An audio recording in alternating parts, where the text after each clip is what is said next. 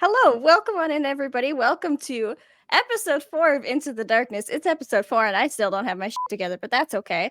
I hope you're all having wonderful weeks. Thank you so much for being here. It's so good to have you.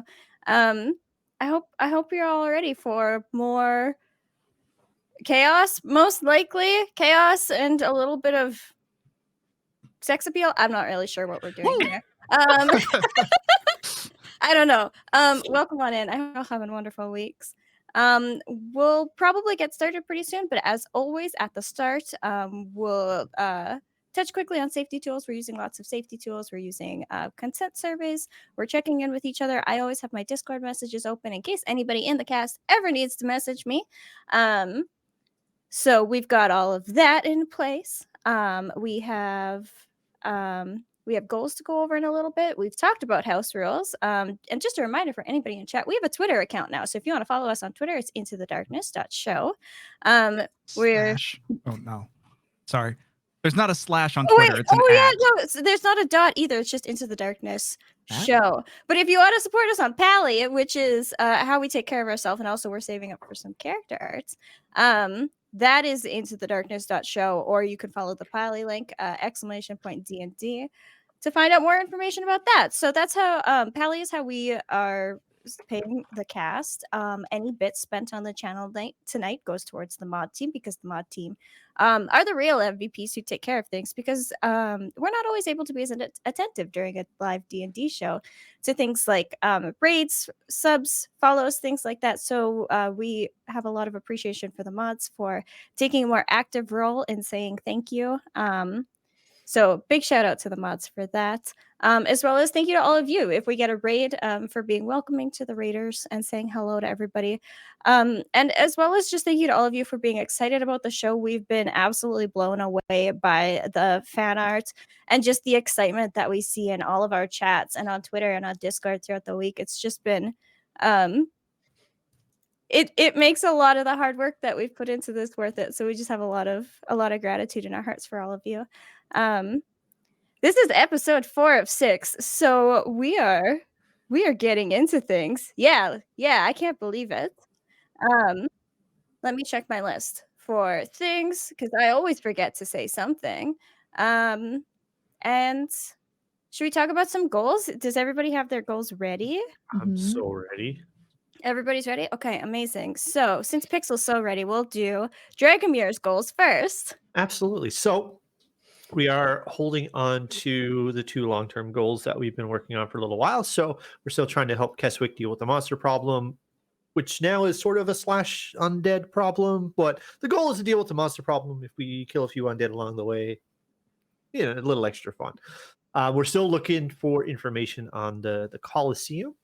And we've added, because I was so kindly reminded that we have still a piece of a hammer. So we're looking to forge a tail hammer from the kettle blepa that we killed, or find out somewhere that I might be able to get that done if there's nowhere in the current area for me to be able to forge it. Amazing. And then, so Catablepa, Keswick, and then your goal 2, your long-term goal, that one's the same, right? The find out Colosseum, yeah. Colosseum. Okay. Perfect. Thank you. And then Fel, Concho, would you like to go next? Yeah, as usual, first goal is to find the Australian red leaf. Goal number 2 is talk to Moonlit, the person that Fel instantly was very smitten with. And goal number 3 is gift Meep something special.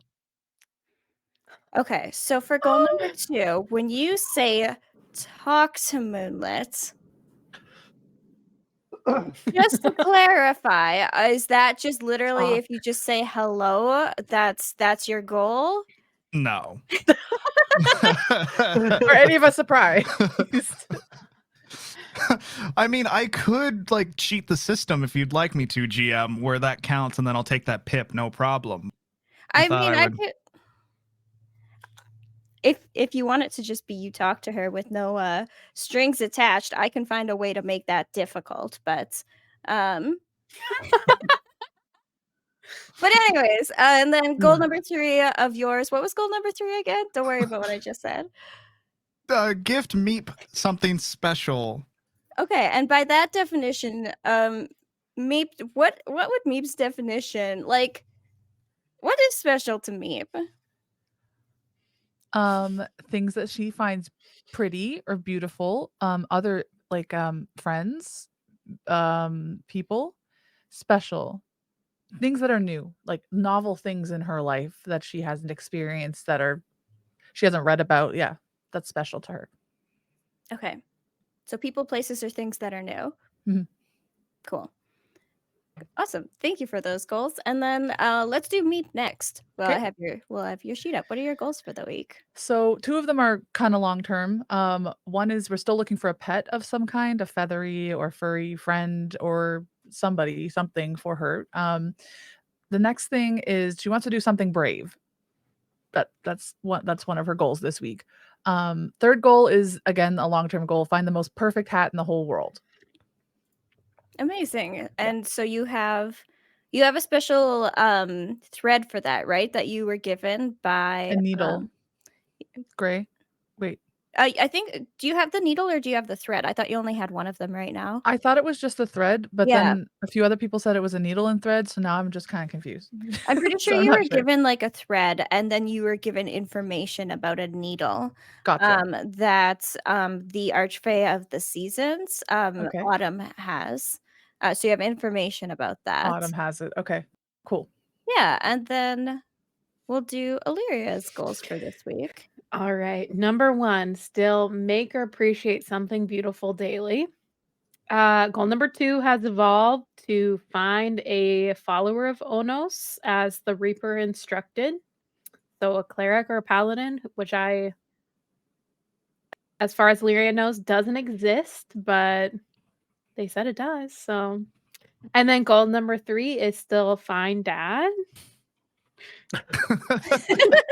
I don't know. Amazing. Welcome, Guardian Raiders. It's so good to have you. GGF, thank you so much for that raid. Thanks for bringing your people over here. And to anybody who's joining us for the first time, just to give you a little bit about an idea of what's going on here. So our adventuring party, they've been together for about a month now.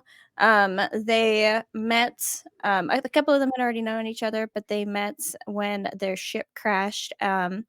And they had to get out of a dangerous situation together, and then they became friends and have decided to spend more time together. They decided to cement their friendship by venturing into a very dangerous jungle because Dragomir's friend Keswick was looking for help to deal with a monster problem. There's been a lot of monsters pushing up from the south, and so our adventurers are in the continent of Alda Amarth. They traveled to basically a stronghold. There was a little side adventure where they got lost in the Feywild, but they're back now and mostly okay. And currently they are at the stronghold in the south. They have also found out that there's a bit of an undead problem. And now they are trying to deal with the undead problem as well as deal with the monster problem. And getting into trouble wherever they can along the way. So we ended last time with them being like, well, if there's an undead problem, why don't we just burn the bodies? And then they burned the bodies, and shadows emerged from the bodies and attacked the town. Luckily, Illyria and Meep both had holy magic. They were able to cast magic that completely obliterated the shadows. And unfortunately, Fel and Dragomir took a little bit of a hit to their strength scores, which will next time they take a long rest, they'll get their strength points back. But right now, they both have drained strength. So I think we're caught up and ready to go. Am I missing anything, or is everybody feeling good? Yeah. I feel good. Okay, I'm ready. hell yeah. So I really hope you can't hear the motorcycle that's doing laps around my block. Because it doesn't really add to the ambience of the jungle that is part of our opening shot. This jungle, although it looks similar to the jungle that our adventurers have been traversing through, is bigger. The trees are large, some of them as large as skyscrapers. There is megafauna. It is everything is very, very big and ancient and old. we see, well, first we hear the sound of a very large creature moving through the forest. We can hear the snapping of much smaller trees underneath its feet as it goes along. And then first we just see a shadow pass before we see a deer the size of a small mountain moving through the forest. And then the deer, as it moves away, looks back for a second, and we see that its eyes are glowing an unnatural, magical green color before it turns around and flees deeper into the forest of these massive trees. It's spooking like birds that go flying off. And then we're just left with a shot of a dark forest. And the light gets darker, and then we fade back in on our adventuring party. They are standing around. It's been a couple of hours. The pyre that was set up has been cleared. The bodies and everything has been cleaned up. There's still clouds in the sky, and there is just like one within the clouds, there's just like one circle where Meep had cast Moonbeam that had caused a pillar of light to go up through the sky that cleared like one circle of clouds that sun is shining through. But apart from that, it's quite a dusky gray kind of a day. What would you like to do? Did you see that? Did y'all see that? I did not expect that. Yeah, I thought burning was supposed to help. It kind of made it a little worse. They were much more aggressive than those weenie ones we fought earlier before we came into the gate. But Illyria, did you see what we did to them? I mean, that was really rad. Fel, did you see what we did? Dragomir, come on. That was cool. That was cool. Thank you. Thank you. I know. Fell from like a wall further back because he's sitting down smoking another one of his little cigarette things just because he feels so much weaker than usual. Just, yeah, that was great. That was great.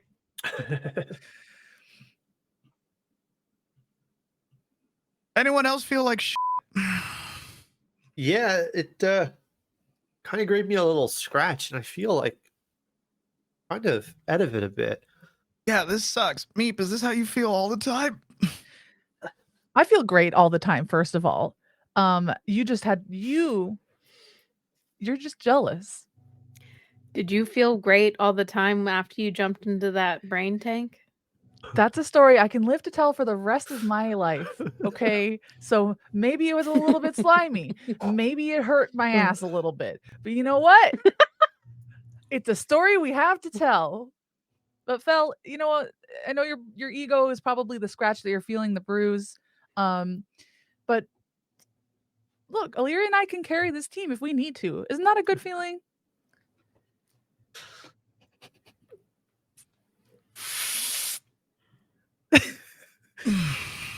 Also, you want to pass that over here? No. You got your free one for the day.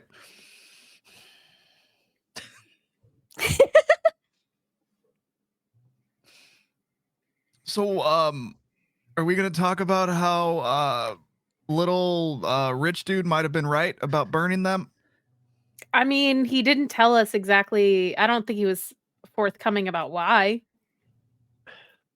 I think So we we should maybe kill just him? got lucky. I don't think we kill should him. kill him, Fel. We can't just Fel, kill don't- everybody.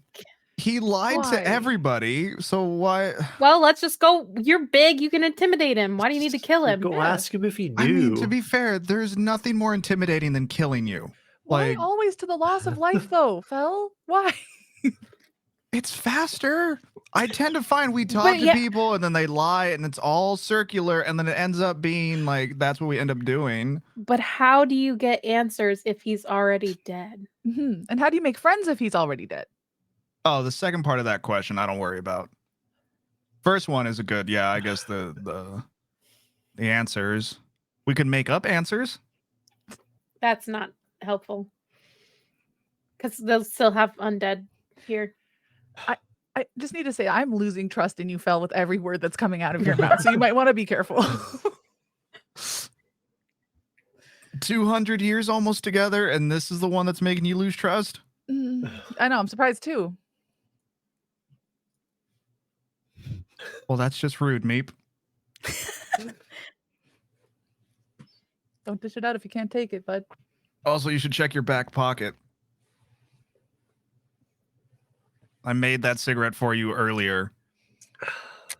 I redact my statements, and I will be over here in the corner with Fel, trying to forget what just happened, the trauma that we all experienced. Have fun, y'all. While those two are doing that, Dragomir, do you think we need to talk to Keswick and We should have a word probably with also his work on a friend? new plan. Yeah, let's do that. I like that. Okay.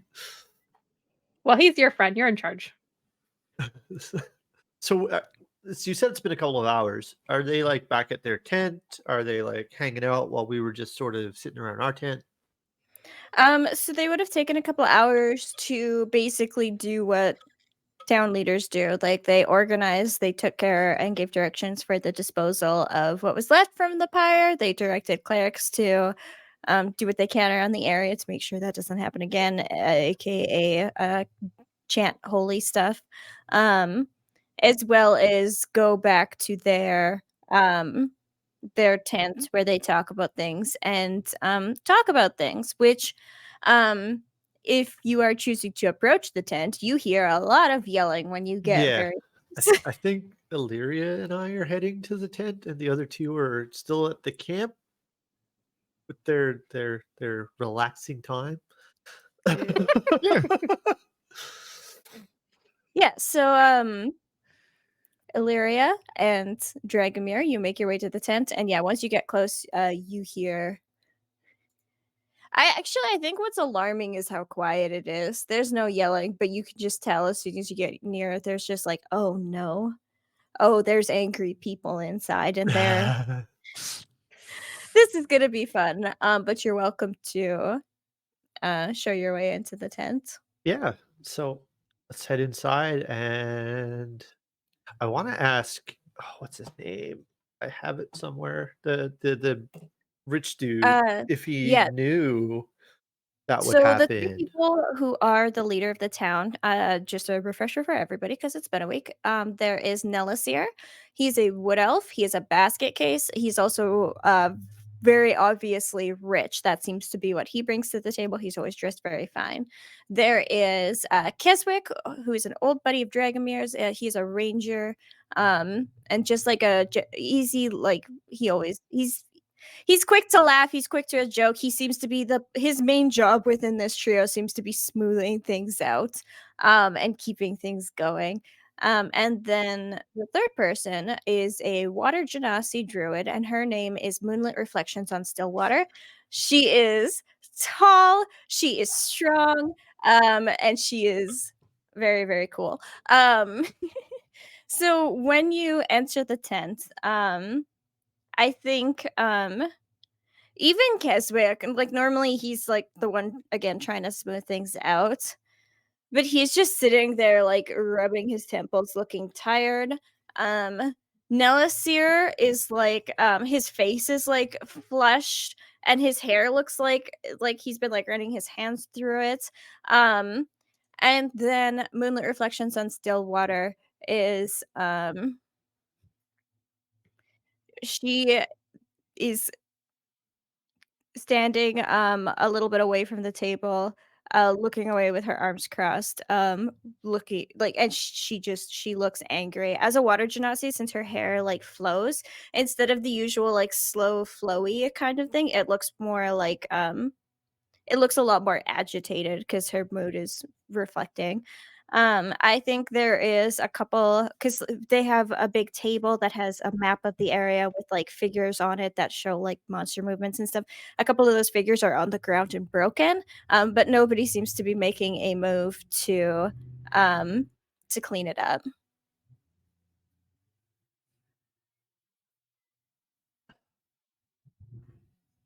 I need to use my brain. um,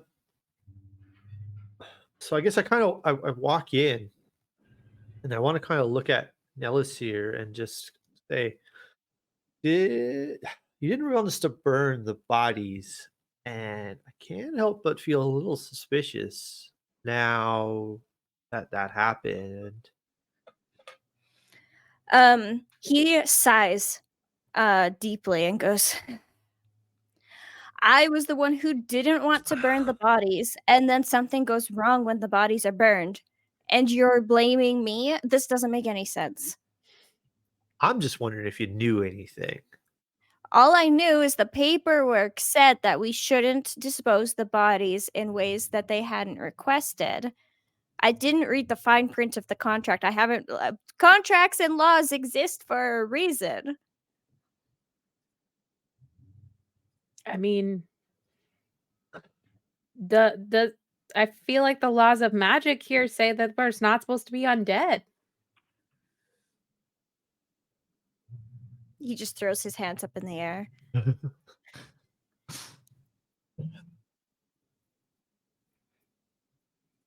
So, what other plans did we have before burning bodies? Is there any special monsters y'all have pointed out? Um, have you like tested to see how far away from camp people come back to not quite alive? All we've tested is, well, all we know is that it seems like all of the clerics have recently found an ability to, once a day they can yell a spell and it makes the undead flee from them. But that's all we've learned. Hmm.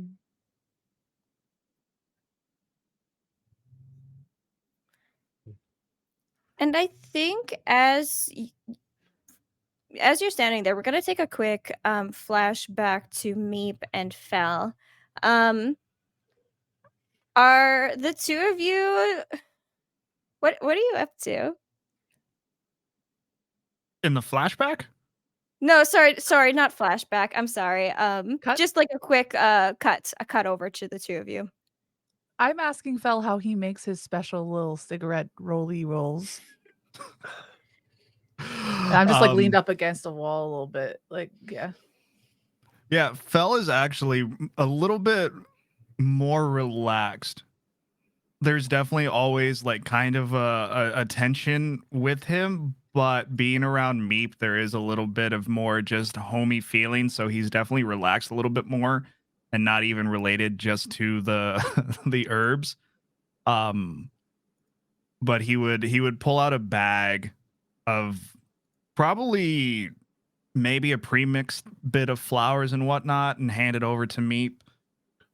You know, when I talk about killing people and whatnot, it's at this point it's more of just a little game for me to see the reaction of people.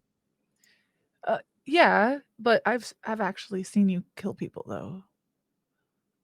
So you're saying you Yeah. don't really want to though? I guess.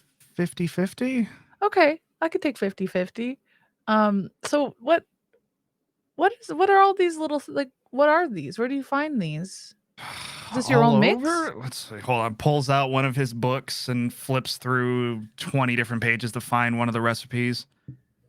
This one is definitely a different. Let's see. We have the mountainous yellow. That's what I call it. I don't know if that's actually what it is. All of these at this point, I'm just kind of making up names for these flowers because I'm sure some of them are just like daisies and daffodils, but whatever. And just goes through a list of like 4 different flowers and So okay, question for you. Okay. You know you're trying to find a Australian leaf, right? Is yeah, the that for Australian red leaf. Yeah. yeah. Is that for this? Are you putting this in here? You want to smoke that? No. Oh, Yeah. all right. What's that for? What do you want it for?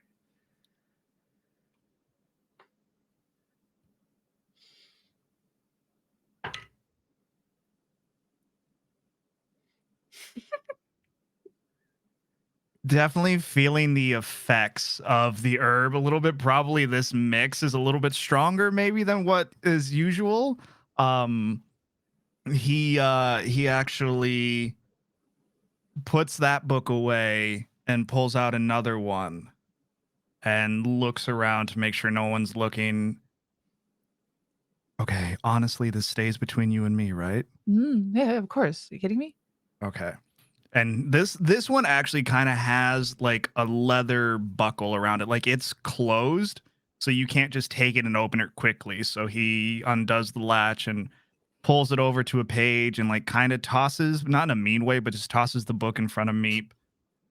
And in it you see a picture of definitely this older furbolg who just radiates, even in just a photo, just a calming nature, who actually has like shaved head on one side with just hair that like cascades down into like her knees, with a staff that just almost looks like a volcano erupting out of wood, and then like there's flowers in the middle of it. It was my grandmother's favorite flower, and I've been trying to find it in memory of her. She always talked about it. She looks really rad. She was so cool. She seems really cool. I want to find this flower, Fel. Let's find this flower. Like, I can talk to plants. She could, I swear, make like an entire forest move.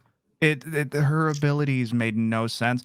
It also might have been just me as a child being amazed that like somehow she timed the wind to make it look like the trees are moving. Because I'll be honest with you, sometimes I don't even know if I can talk to plants. I kind of just say things and then I hope they understand, but I really never know if they do. I will never tell anybody that secret, but also I'm pretty sure you can't because I've seen it. So thank you. But you know what? I'm gonna help you find this. We're gonna find this flower. We're gonna find your grandmother's favorite flower, and I'm gonna help. Thanks, Meep. Of course, Fel. She just kind of like slumps back and pulls her hood up a little bit more in the corner and is kind of a little pensive about what Fel just shared with her. Yeah, and I think just after that, one of the acolytes, that the person who had helped Destiny earlier, or helped Illyria earlier, to find like the place of worship within the camp, goes up and just says like, have either of you seen Keswick? Do you know, is he in the tent? Did we hear screaming? Like from the tent? Have we heard yelling? Anything? You're a little bit too far away, so even when they were shouting at each other, it wouldn't have carried quite that far. But you know that's where Illyria and Dragomir went to go find Keswick. I think they're in the tent, but I have a question for you. Oh, okay. Is there like a commissary or something here in this stronghold? A what? A place to buy stuff? Oh, so we don't really have a shop right now. We used to, but due to the everything, we are like pooling our stuff together, and sharing things. And you can see they kind of like brush their robe and they're like, that's how I was able to get this. But yeah, if you go and they give you directions, they're like, if you go down like 2 blocks that way, there's like a tent on the left. It has like a big purple stripe on it. That's where we have the gear. There's somebody in charge of the gear there. They can help you right out. I have to go. I'm gonna go find Keswick. But if you need help, somebody else can probably point you there. Thank you. Thank you. Yeah. He like takes off. That was really hard saying thank you and not yelling at somebody. Yeah, I don't know. Normally it's not that hard, but what the was that? I don't know. I'm proud of you for not raging on that one.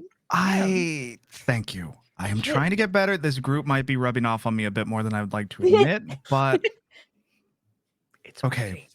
But I need to go take care of something really fast.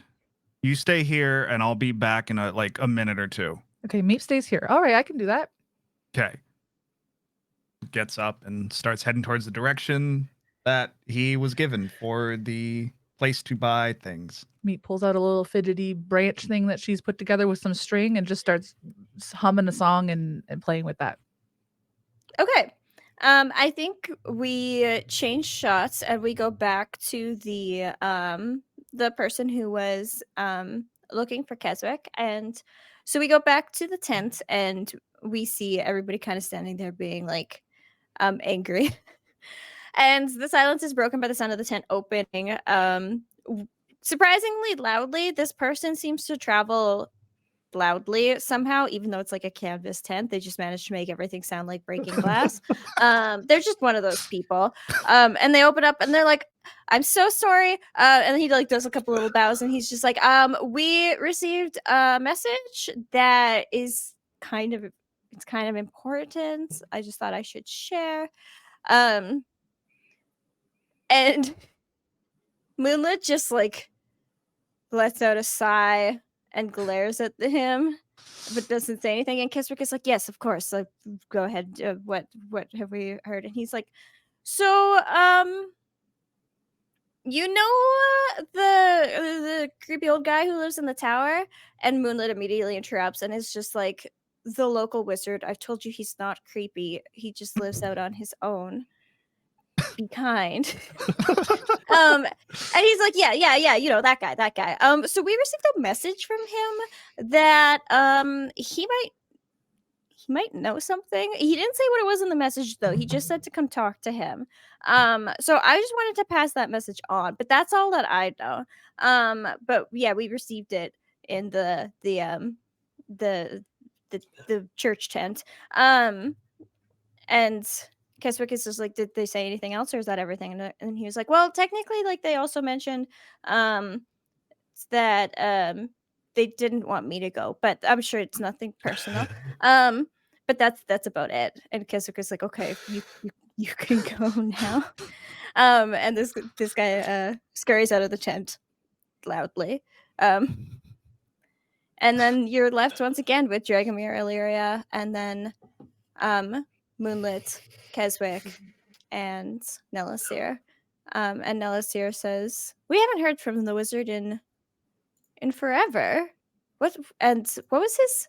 And Keswick's like, "Oh, that's Gavin. Yeah, he's pretty powerful. He just kind of hangs out by himself. He doesn't need these protections. But if he knows something, we should send somebody." And Moonlit's like, it's a day's travel away. I don't know if we have the forces to spare unless. And then everybody turns and looks at Illyria and Dragomir.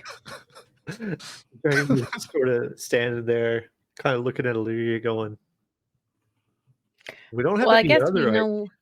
Yeah, I guess we know what we're doing tomorrow. That's what we're doing tomorrow." Sounds good. Unless y'all have other ideas for us to kind of sort this problem out, we're gonna go talk to the wizard. And I kind of say that to like the three, Keswick, Moonlit, and Nelisir. Yeah, and I think when you say we're gonna go talk to the wizard, there's a moment of like, okay, quest accepted.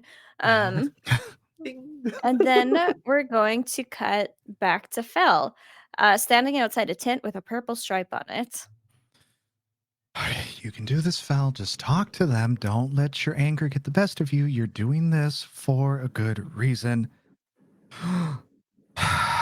And walks in. So when you walk in, it's like quite a large tent.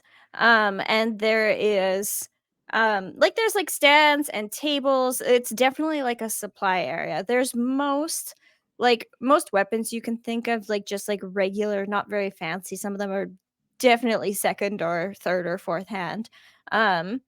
There's spears and short swords and lots of stuff. And there's quite a few people in there, like moving things around, organizing, like people with sheets keeping track of things. Yeah, what would you like to do? I'm assuming it's a pretty normal size tent. So like me being 7'8", I would probably be needing to like bend down a lot, or actually, because a lot of the people in this continent are of like the monstrous races, that it's actually very comfortable for you. Oh, Yeah. That's nice. What a treat. Yeah. So I guess I would walk up to whoever seems to be the shopkeep. Okay. Yeah, there you spot fairly quickly. There's a man. He is an orc. He's quite tall and he's like a little bit older. He has curly red hair. And he is clearly like giving directions. And like people are like going up to him and being like, we counted this many, but the inventory said this many, and this person needs swords, and we haven't gotten a delivery in weeks. And he's very clearly in charge. You sense a very like calm, relaxed. Like he talks slowly, and like there feels like there's weight around his words, and that people do that thing where they kind of lean in to listen every time he talks. He just has that kind of like gravity around him. Hello. Hello. Hello. This is gonna be painful. Hi, your wares seem very interesting. Are you looking for supplies? Kind of. I'm actually looking for not a weapon. I don't know if you have what I'm looking for. And he grabs his book and like fumbles with it a little bit, just being nervous, trying to talk to somebody. I'm actually looking for like a small version of this. If you have, like, I guess it would be kind of considered a pocket version, where someone that has really tiny hands or may just be tiny, it would be kind of full size to them. What's the picture of? Oh, it's just the book. I'm just like, Oh, you're just looking for a small book. yeah, a small notebook. Okay, That would, I sorry, guess, thought in you were, our like, realm, showing, like, a like, picture. yeah, be like a little like, oh, text, like info, but yeah, little pocket version. Okay. He kind of looks at it and he blinks and he turns around and he goes, "Do we have any of the small notebooks left?" And you hear there's a halfling who like looks up and peeks their head around, and they go, "Oh, I'll go take a look at the back. Hold on." And they disappear to like the back of the tent, which is like 10 feet away from you are, and starts rummaging through a wooden box of odds and ends and things like that. And the orc just sits there and stares at you. Would would you? I feel stupid asking this. Do you, by any chance, have a pen or anything that just is the most ostentatious thing you've ever witnessed in your life? I might have a quill with a large feather. Is there any way that you have like glue to just glue some shiny things on it? It doesn't even have to be that fancy. Just if you hold it I up to the light, it like sparkles. am running an emergency encampment for monster attacks and arming soldiers every day with weapons and armor and supplies. And you want to know if I have glue to go on a large quill so you can attach shiny things to it. Yes. Get out of my tent. I would like my notebook I asked for.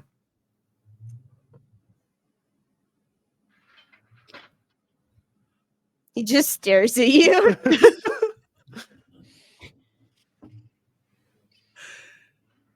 I just stare right back.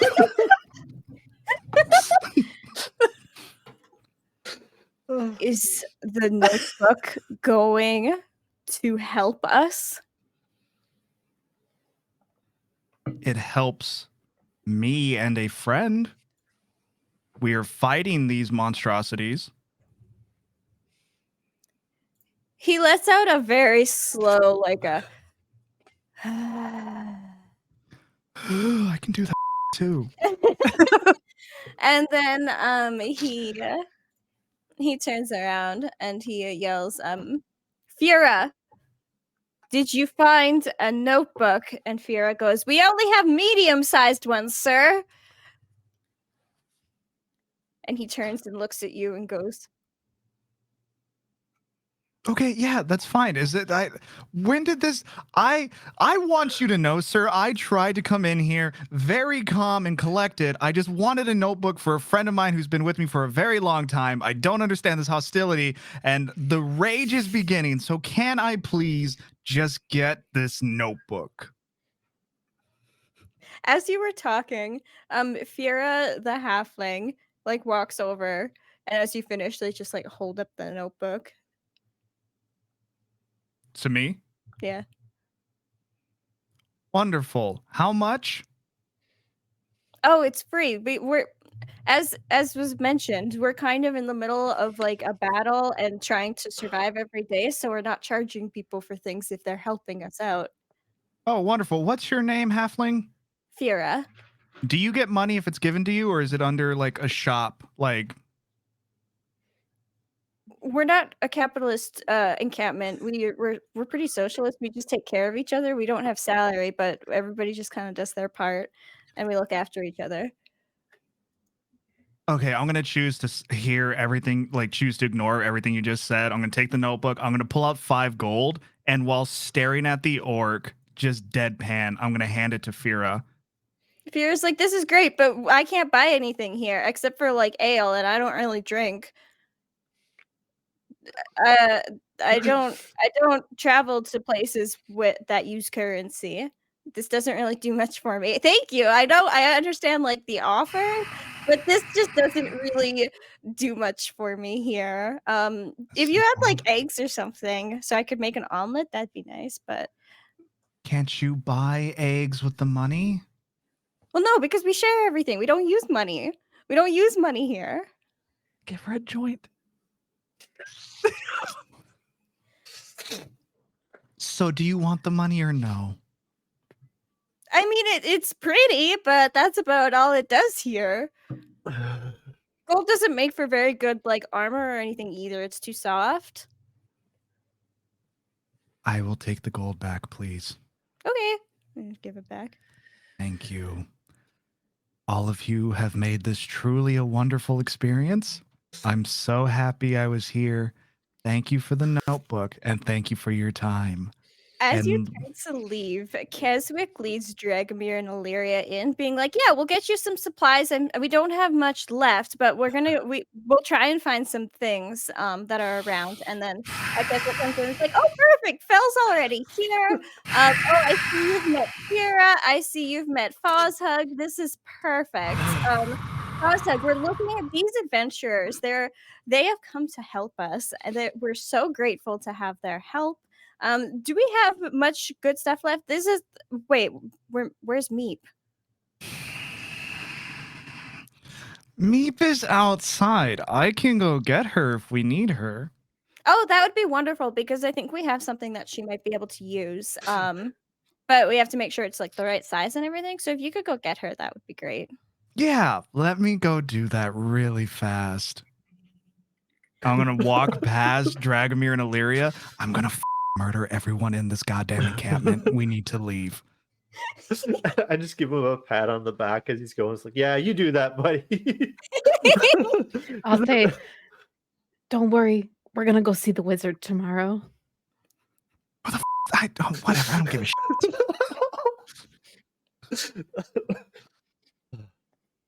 Yeah, so it only takes a moment for you to go and grab Meep. Is Meep just getting baked by the fire? Meep is sitting with her fidget string contraption, just humming some song she heard somewhere, and yeah, she's just a little stony baloney chilling out, kind of relaxing after exerting a lot of energy with Illyria in the last fight. So yeah.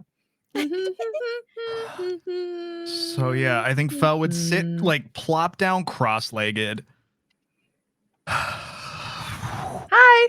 Where'd you go? Hello. Remember that conversation about how 50-50 about how I want to kill people? Yeah. Number may have switched a little bit. And how can I help you about that? We just need to leave, but apparently we're going to be leaving here soon, and I came to Good. get you, but before we do that, I wanted to... I have a present for you. A present? Really? Yes. For me? For Meep? Yes. Oh my god.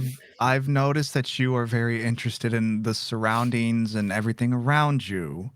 And while I honestly don't know if you can write... I can write? I'm 200. I mean, honestly, we've never been in a situation where I've seen you have to write anything out. I worked in a library for sake, fell like I don't know. Usually I'm the one that does the writing, you do the talking. You are definitely the stronger talker in this situation. That is true. That is one of my biggest strengths, is the way that I talk and how much I can talk. Very valid point. It really is. But we're getting... God, why do you do this to me? I'm distracted. Okay. And it probably, I'm assuming in his giant hands, it looks small, but it's not the most like shiny. And I tried to get you a quill that was more your style, but I thought maybe you would like your own notebook to write stuff down in. Fel, are you serious right now? Are you kidding me? You're the best. She just like puts her arms out and tries to hug him. I mean, her arms don't really make it very far around him, and it's basically his knees that, well, you know, he's not standing, but Fel, I can write. Yeah. I assure you, I can write. And I'm going to write the best things ever in this book, and this is perfect. It's shiny enough. I love it. Thank you. Affection. I don't know how to reciprocate this, so I'm just going to pick you up, put you up on my shoulders, because we need to go to the tent. They've called for us. Okay. So... You don't need to show anything. Just don't murder anyone, okay? That's why I'm putting you on top of my head, because there's a shopkeep that I'm really ready to fight. So I don't know. Maybe you can bonk me on my head when it's like, stop doing what I'm doing or something like that. Because if they hurt you, because we can bad. fight them. We can actually go back and fight them. I can get Dragonbear. We can get Illyria. Like, what'd they do? They were just like really mean. But okay, looking up, I'm going to be really honest with you too. They were kind of cute. Oh, yeah? You think so? As cute as Moonlit, though?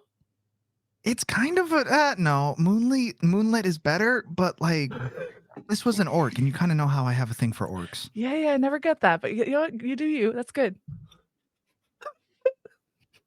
Just all right. So in the meantime, in the tent, Keswick and the shopkeep, whose name is Fozhug, are going around. That's Fozhug for anybody who's curious. And it's taking some time because Fozhug talks slowly. For the most part, it's just very standard. Like, these are short swords, these are crossbows, these are bolts, these are rations and pieces of meat and cheese. Like, it's very like standard supplies. But they have pulled out a couple of things that might be of notice, as well as Illyria and Dragomir might have noticed a couple things. So the things that stand out in the shop is there is a +1 moon sickle. There is Nolzur's marvelous pigments. There is a necklace of fireballs. There's a potion of giant strength, Hail Giant. And there's 3 potions of greater healing. So I will copy and paste that into our general chat that we have in Discord. But those are some of the items that they have picked out that they think may be of use for the team. So Fel and Meep, when you get there, these are the items that are kind of like on a table. So there's the moon sickle. There's some paint pigments. There's a necklace with 3 orange beads on it. There's a brownish, greenish colored potion that doesn't look super appetizing. Don't look at it too closely; it's kind of gross. And then there's some bright red healing potions. For you all to divide up as you would like. And then if there's any other kind of like standard equipment that anybody wants, that would be in the shop as well. So I want to ask if they have anyone capable of forging the tail onto a hammer or onto the ends of my hammer to make it stronger. While we're kind of looking at these items to see if they know anybody in the camp who might have some forging skills. Yeah, absolutely. I think you can have a quick conversation basically with Fuzzhug. It's not quick because he talks slowly. But basically, like, they have somebody who forges at the camp, who is considered good as a non-dwarven person. So if you would like, you would be able to go talk to them. However, you know some of the best, like, forgers, blacksmiths in the world, being from Dwarven That County. makes sense. So again, this is something you can pursue here, but it won't be as quality as it would be if you were to travel home. Okay, well, let's hold on to it for now, since I know I didn't even think about that. But yeah, I would know a bunch of really good blacksmiths that are going to be able to do what I want to do with it. So that makes sense. And I think while we're talking about the items, you just kind of see Dragonbear over where the hammers are, just sort of taking a look, sort of picking them up. You know, he's kind of doing the thing. You pick it up, give it a little spin, swing it around a little bit, see how it feels, and just every one he picks up, he just kind of puts it back down, a little dissatisfied because it's not quite as good as what he's already carrying. Mhm. And I guess that's when everybody would walk in, maybe. Yeah. So, Meep and Phil, you walk into Dragonbear swinging around hammers. What is Illyria doing? She is admiring the necklace of fireballs and shoving the potions of healing into the bag of holding with the other 3 that we have. Dragomir, that hammer doesn't exactly look like your style.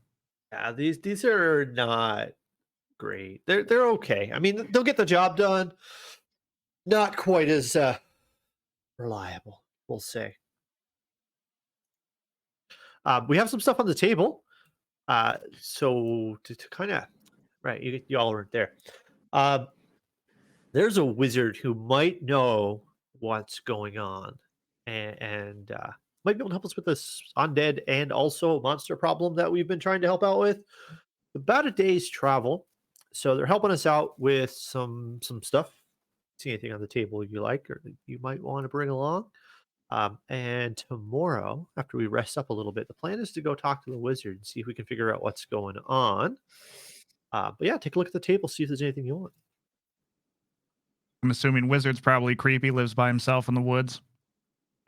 That's how wizards live, right? That's the only option. Yeah, pretty standard.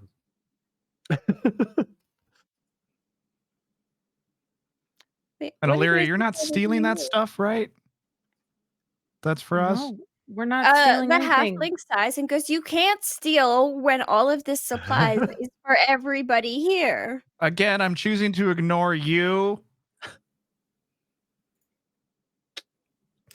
Clearly, Fel has only existed in capitalist societies. So I have traveled a lot, and typically money buys you things. I was trying I to be lived nice in and a I wanted traveling money to support circus. them. Everything was for everybody. So People tell me you got to pay for stuff, and then you don't have to pay for stuff. There's no, I don't. Yeah, and I think as Belle complains about socialism and Illyria admires the necklace and Dragonbear swings around his hammer. That's where we're going to take our first break. So just Sure. a quick check for what all of the items do. The moon sickle is attunable by a druid or ranger. It is a silver-bladed sickle that glimmers softly with moonlight. While holding this magic weapon, you gain a bonus to attack and damage rolls made with it, and you gain a bonus to spell attack rolls and the saving throw DCs of your druid and ranger spells. It glimmers, you say? It's very shiny. Shiny. Okay. The marvelous pigments are basically paints that you can make items. So if you use the pigments to paint a hammer appears. If you paint a mushroom appears. So there is this pigment that is available. There's the healing spells. There's a necklace of fireballs, which allows you to cast fireball. And then Extra there's fireballs. and then there's some healing potions, and we're gonna Right take a now. quick break. So to catch everybody else up with what is going on, our adventurers are in a stronghold, currently dealing with two problems. There's an undead problem where people aren't staying dead, as well as there is a monster problem. Monsters are pushing up from the south into the northern parts of the continent where they don't normally go. Our team is investigating both of these problems. During their investigation, they've had some run-in with some shadows and some moody NPCs, and it's going really well. The good news is they got a couple of little treasures. So they got a moonsicle, they got some fancy paints, they got a fun potion and a necklace, which they are going to be dividing up amongst themselves. And then they are going on a quest because apparently the local wizard who lives by himself in a tower about a day's travel away from town has some information on what might be happening with the undead problem. Where we left off was in it's not really a shop because as part of the stronghold, because they're fighting with monsters, they are just dividing up supplies. They're not really like selling things. They just kind of share all of their goods that they have in order to take care of each other, which Fel doesn't understand because he keeps trying to pay people for things. Um, and yeah, Dragonbear was swinging around some hammers. Alira was eyeing up a necklace. But yeah, we pick up back in the tent. I believe Meep is still on Fel's shoulders. I think so. Yeah, was there anything left in this shop that anybody wanted to do? Did you each want to take a minute to pick up an item off the countertop? So these paints, anything? So, each pot of paint is sufficient to cover 1,000 square feet of a surface, which lets you create inanimate objects or terrain features such as a door, a pit, flowers, trees, cells, rooms, or weapons that are up to 10,000 cubic feet. It takes 10 minutes to cover 100 square feet. When you complete the painting, the object or terrain feature depicted becomes a real, non-magical object.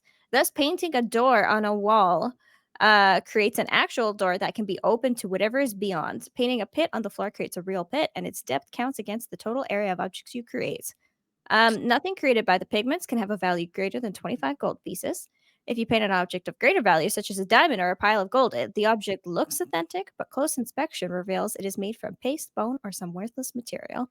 If you paint a form of energy, such as fire or lightning, the energy appears but dissipates as soon as you complete the painting, doing no harm to anything. So does anyone object to me taking the paints? I like I the don't want artist 'em. having the paints. Makes sense to me. Just gonna... And I put a link for that in our Discord chat as well. Beautiful. I would probably would Dragomir know that only a druid can use this sickle? I from think the knowing second about anybody else who goes to attune to it just wouldn't be Mm. able to. It's probably known as well that this type of weapon is of druids and rangers of that type of magic. So yeah, that's probably something that most of you would know at a glance. Hey, Meep, there's something shiny down here for you. If you want to come down and grab it. She like hops off of Fel's shoulder, which is actually quite a steep, like it's tall. So she Oh. kind of like thumps down on the ground and and then she scurries over and looks at Dragonbear and says, "It's so shiny. Do you see it?" And picks it up, kind of twirls it around a little bit, and yeah, she takes a sickle. Perfect. And then the information for that is also in the Discord. I'm just gonna grab. I'm looking at the two things that are left, and I look over at Lear, and I'm like, one of these is fire. You want that one, right? Yes, please. Okay. So I'll like Extra fireballs. I'll just grab the seems other one and go, wonderful. well, that's 3 things, so there's only 1 left. I'll just take the last one. Yeah, and then for the potion of Hill Giant Strength, I'm just tagging you in that. So that is because it's a hill giant. When you drink this potion, your strength score changes to 21 for an hour. The potion has no effect on you if your strength score is equal to or greater than the store. The potion's transparent liquid has a floating fingernail from a hill giant in it. We just won't look at it. It's fine. Yeah, and then Illyria already grabbed the healing potions. Yeah, I'm actually gonna. Now I have 6 in my possession. I'm gonna give 1 to each of the other 3, so that way, in case I can't, the ambulance can't make its way, they can ambulance themselves. Cool. So everybody can add a potion of greater healing to your inventory as Illyria hands those out. These things are disgusting. I hate taking them. I thought they taste good. Really? I feel like they Yeah. just taste gross. I don't think there's ever been a time I haven't gagged when I had one of these. Keswick pipes up and says, I heard that healing potions are the taste is a reflection of your soul. Wow. First of all, that's rude. I barely met you, but okay. That's so kind. Thank you. And Fozeg starts chortling at that.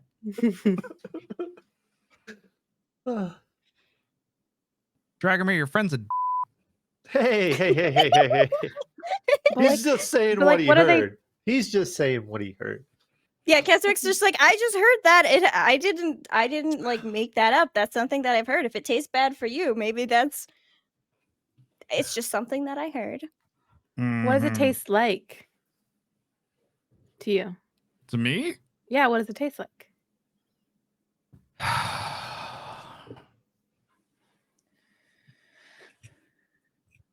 Have you ever had raw Ew, moose? no.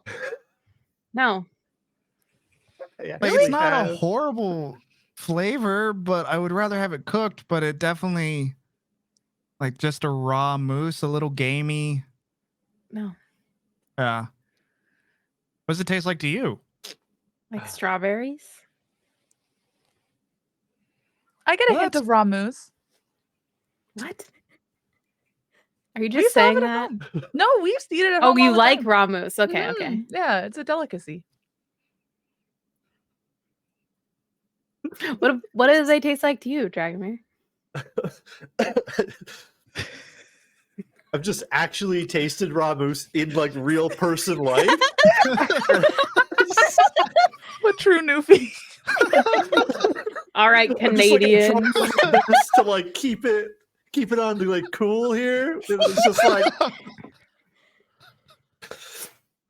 I don't think I've ever had one. You've never had a healing potion? Yeah, I don't think so. This guy. I don't remember having healing potion. Didn't you like Well, I fight guess you're lucky. in What's- arenas and stuff? Well, yeah. No, wait, you wouldn't know that. I haven't told anyone that. You wouldn't tell me that? I wouldn't tell anyone that, except for Keswick. Didn't you like fight for fun as entertainment in the circus? Yeah, but there's always a healer around. Actually, maybe that's. They told me it was whiskey. So it tastes like whiskey? I think it tastes like whiskey. Interesting. That's what they told me. Maybe it was potion. Was it bright red? You know, come to think of it, it was kind of this color.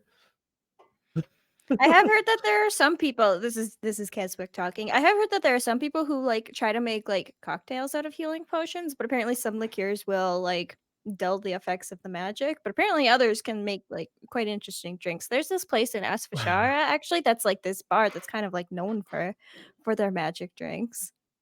Oh, we'll have to check that out when I get back from the wizard. And the problem that we're once we fix this, we're going to the potion bar. That sounds delightful. Awesome. So is everybody kind of done in the shop? I think so. Okay. I mean, So can I like invest? I mean, I assume they gave us all the good stuff, but am I able to like look around and make sure? Is there like something I can check to see if anything looks special? yeah, like you could definitely poke through. And like there's just bins of supplies. Again, nobody's really like watching to make sure you don't steal. There is like people around and working, and again, like making notes of like, yes, we have 23 hammers and this many, like there's people like walking around doing that kind of stuff. But yeah, you're welcome to like poke through the bins and see if we missed anything. Would you like to roll an investigation check? Yeah. So let's see. 15. Okay, so I think it takes some time, so it's up to everybody else if they want to stick around or not. But let's take a look. I think you find a couple of spell scrolls. Ooh. Here, let me grab a book and let me roll a dice, and then I'll tell you what spell scrolls you find. But in the meantime, if everybody wants to take a minute and think, because this is kind of like mid-afternoon, I'm assuming you're all gonna wait a day so that you all have a chance to long rest before you head out tomorrow to go see the wizard. So you have some downtime to rest. If you have goals you would like to work on, now is a good time. So if everybody wants to think about what they want to do, I will roll up these scrolls. And then we'll go from there. So, does anybody stick around the shop while Dragonbearer is poking around, or does everybody else have things to do? Like, I guess what I'm asking is there anybody who's beeline know what you want to do right now? I do know what I want to do, and I would like to talk to Doran Cloudfang and get cleric supplies as opposed to just these supplies, because I assume like powdered silver to make holy water or holy water would be there as opposed to here. Yeah, and pretty much any cleric supplies, you can find pearls of different variety, and most things between 20 or 50 GP, unless it's like pretty specialized, you can probably find quite Okay. easily. And again, like there's no charge because you're helping save people, so they're Mhm. not gonna charge you money for it. Can I actually, while Dragomir's looking, can I just have a quick little conversation with him? Yeah. Dragomir, Yeah. hypothetically, if I wanted to maybe talk to a very cool blue person, and if I was having trouble figuring out how to maybe start that conversation, you always have really cool stories and you seem to have a way with people that I just don't have. Hypothetically, how would I hypothetically go about that hypothetically? Can you sing? No. Okay. That's most of my options. I mean, you do have some pretty cool stories that you could tell. You did kind of die and almost come back, or almost die and come back. If this cool person that could be anyone is interested in someone who's strong, they might be interested in what you did to the big monster that I took the tail from. Mm-hmm. So I should walk up to this person and just say, "Hey, I died once." You should probably start with hello. Got it. Hello is a good Okay. one. You just kind of, Uh-huh. walk up, say hello, ask them how they're doing, Okay. and since I definitely don't know who you're talking about,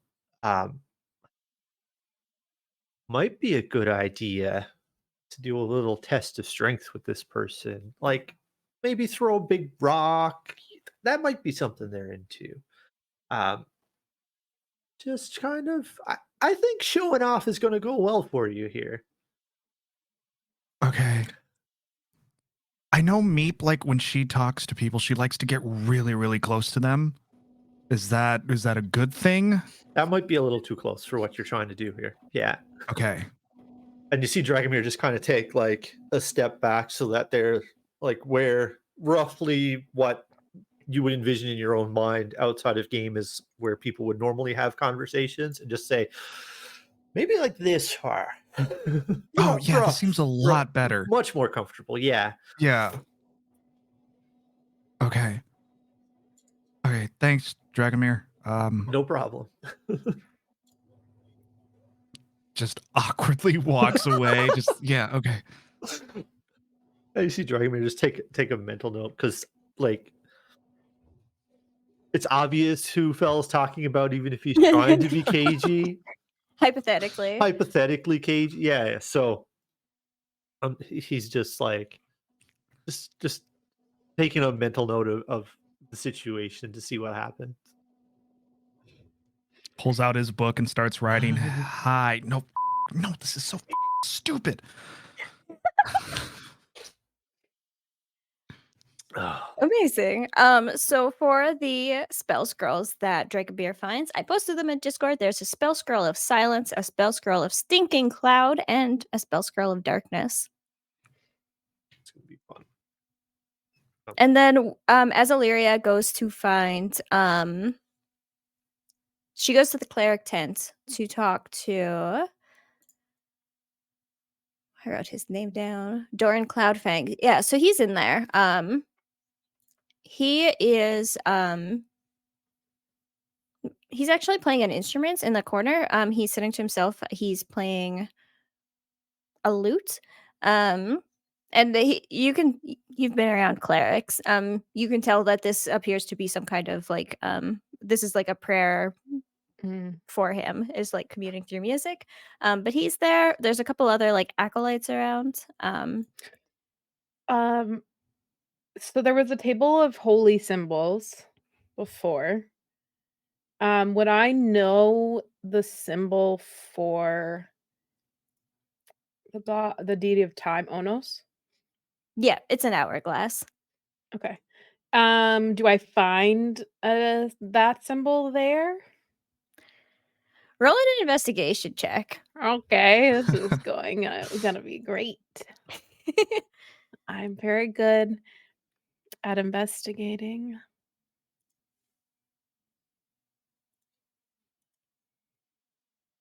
Hey, who needs a bonus? 17. Yeah, so you do find one. It has an hourglass on one side, but on the back side is a symbol that you don't, it's not a symbol that you recognize as belonging to one of the gods, but on one side it has an hourglass, and on the back side it has a 7-pointed star. I will take it to Doran. And I'll be like, hi, do you know anybody who uses this here in the encampment? Or anyone who might follow Onos? He looks over and he goes, there are not many followers of Onos. None here that I know of. Okay. Do you mind if I take this? Not at all, but what business do you have with the god of time? So I was told I need to find a follower of Onos. And I've never met a cleric of Onos before. Yeah, he chuckles in a way that's not comforting. But I'm gonna just keep being like way too truthful. And be like, a reaper told me that I was supposed to do that. Oh, you've spoken with one of the followers of death. Not many people can say that. Yeah, they answer if you talk in Celestial. They didn't like Common. Well, it sounds like somebody has their eye on you, and I have to say I cannot envy that. Oh, it's bad. Okay. Oh no. Not necessarily bad. Okay. but there seems to be a lot of responsibility being put on you. It's really does feel like a lot, yeah. Every day, somebody new telling me something else I'm supposed to do.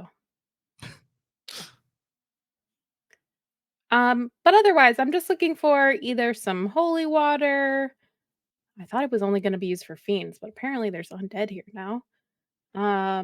Or just some silver powder to make it today before we go out. He kind of looks you up and down, and he definitely seems to be sizing you up. Oh, Roll for like initiative. 17-year-old girl. And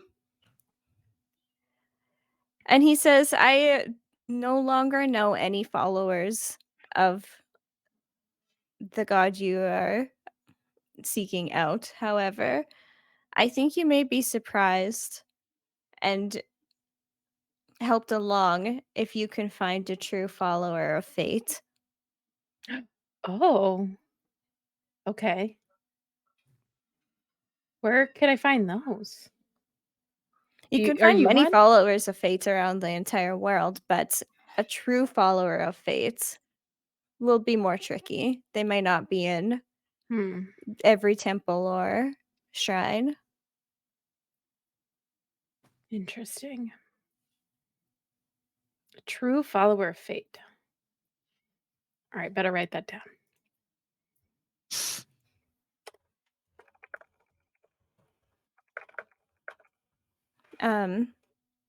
And yeah, he actually, I think he's like, would you like to sit for a song and prayer before you go? Absolutely. Can I join you? Absolutely. And I'll pull out my lyre.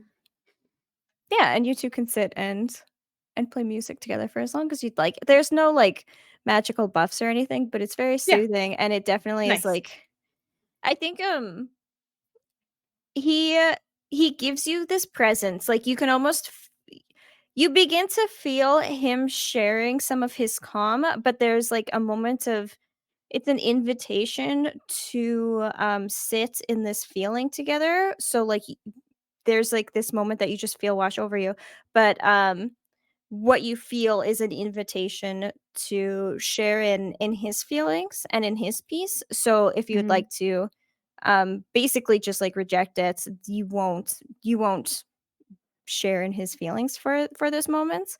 But if you say yes, then you'll just get this like feeling of calm. Yeah. Yeah, so yeah, like once you decide to let it in, calm washes over you. All of your thoughts just feel more organized. And even though you have a lot of attention on you between your deva and these quests that you're being given and these players in the world that are seeking your attention, you just have this moment of like, well, but everything's okay right now in this moment right here. Do I see a holy symbol or get a sense of like the deity that Doran worships? Yeah, I think you feel as you're sitting with him that it becomes very obvious that Ealdon, who is the god of nature, is who they follow. Um you feel like the calm that washes over you is very similar to like a still pond, or like trees in the jungle when there's nobody else around, or like um in the middle of winter if you're like laying in the snow looking up at the sky and all sound is dampened from the fresh snow. Like it's all of the feelings that you get are very like nature related. Sounds good.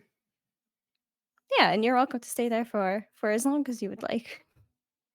I'll stay there for I don't know, maybe an hour and then leave to go do my hour-long rituals to make holy water with the silver I have. Okay, so yeah, I think And I sorry, go ahead. I was just gonna ask how much because it's like 25 gold worth of silver, I think. Okay, I think you're Um, probably able to get 2 of those. Okay. Okay. I think as you're leaving, you have Illyria's like always glowing, but she has like a little extra peace and serenity, and her sparkles look refreshed. Um, and as she's walking off to go and make her things, we see Fell in the background. How was you were writing in a journal and you were writing hi, and then you scribbled it out. How's that going? Not great. It's just turned into like probably 5 pages of just scratches out of like trying to figure out what to say, and nothing is working. And just to double check, so Dragomir was spending some time searching for the scrolls. What was Meep planning on getting up to? Meep has just been looking around, honestly. Meep has just been looking at the new stuff. That's what Meep's she's going doing. for a walk throughout the camp. Just looking at all the new people and the new things. Yeah, taking it all in. Okay, so yeah, as you walk around, the camp is like it's like a large town, but there is not a lot of buildings. It's mostly tents. There's not a lot of permanent structures. It's mostly a place that people would pass through up until recently. So the fact that lots of people are currently staying here for an extended period of time, like this town was not necessarily meant to support that. So the mood in the town is not great. The people are not exactly thrilled. These are the people who are here are usually nomads and wanderers, so being stuck here doesn't feel great for them. So like there's lots of people like walking around. There's a lot of druids and rangers. So you are surrounded by people who are similar to you with their connection to nature. But also very different from you because you lived in a library for a long time, whereas these people have been nomads and wanderers and travelers. Um, does Meep get this feeling as she's walking around of does she feel community? Does she feel like what's going on with Meep's head? I think seeing that, I think at first that she would just be like, oh, more people to meet and more interesting things to look at. And then I think that feeling would sink in with her and she would start remembering where she came from, what she's trying to do. And I think she'd want to talk to these people. I think that she'd want to hear their stories and um hear how they ended up where they're at. But she's realizing that she's not the only person who's feeling this kind of displacement in her life, and that it's cool to see other people who are similar to her in that scenario. So she's feeling not happy necessarily to see that, a little bit of sadness, but also comforted in a way by seeing other people in a similar predicament.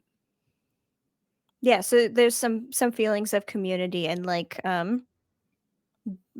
yeah, we're sharing in this displacement. Okay, does she seek out people to talk to, or does she decide not to and to just observe? She seeks out people to talk to. Okay. She's me, yeah. So you see a Goliath. Okay. They are very tall, like they are like fell heights. They are bald, they're covered in tattoos. They have bright green eyes. They are squinting a lot, like as they look around, they're squinting a lot, and they just look like they're going for a walk. And maybe again, he's similar statue to Fell. Something about him piques Meek's curiosity. So she sees them walking around and kind of looking, surveying everything, and she for some reason doesn't feel intimidated or concerned about approaching this individual and says, "Whoa, you have such cool art on your skin." He looks around for a minute and then looks down and he squints at you, and then he talks, and like his voice is very soft, like almost a whisper. And he goes, "Oh, hello." "Hi. Where did you get that? It's like it's so interesting." "Oh, my tattoos?" Yeah. "Oh, I I've was looking had at this them." one on your ankle here. Like, I just So cool. Oh, that one? And he points to it and he says, that one was done by a Tabaxi gloomstalker that I met while I was visiting the southern peaks. I met a tabaxi once, kind of. Oh, really? There's Yeah. I heard they make good sweet rolls.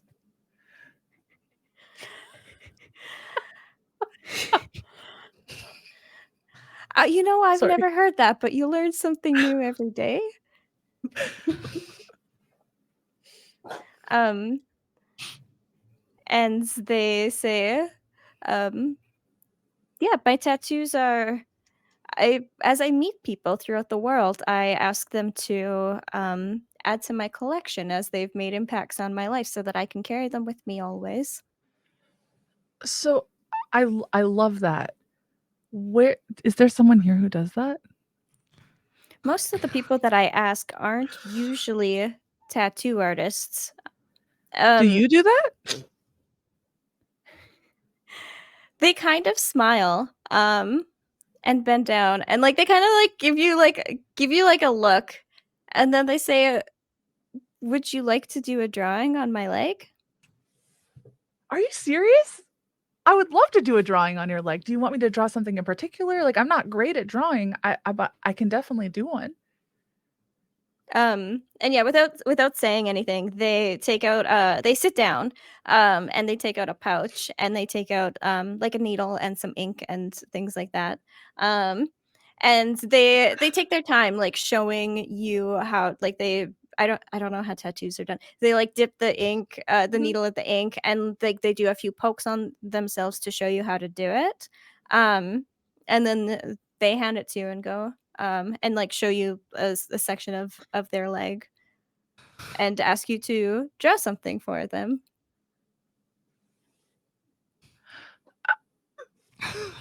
Sorry, Reepa's living her best life because this is so new to her, but it's interesting, and she's made a friend, this big friend, and they seem really sweet and cool.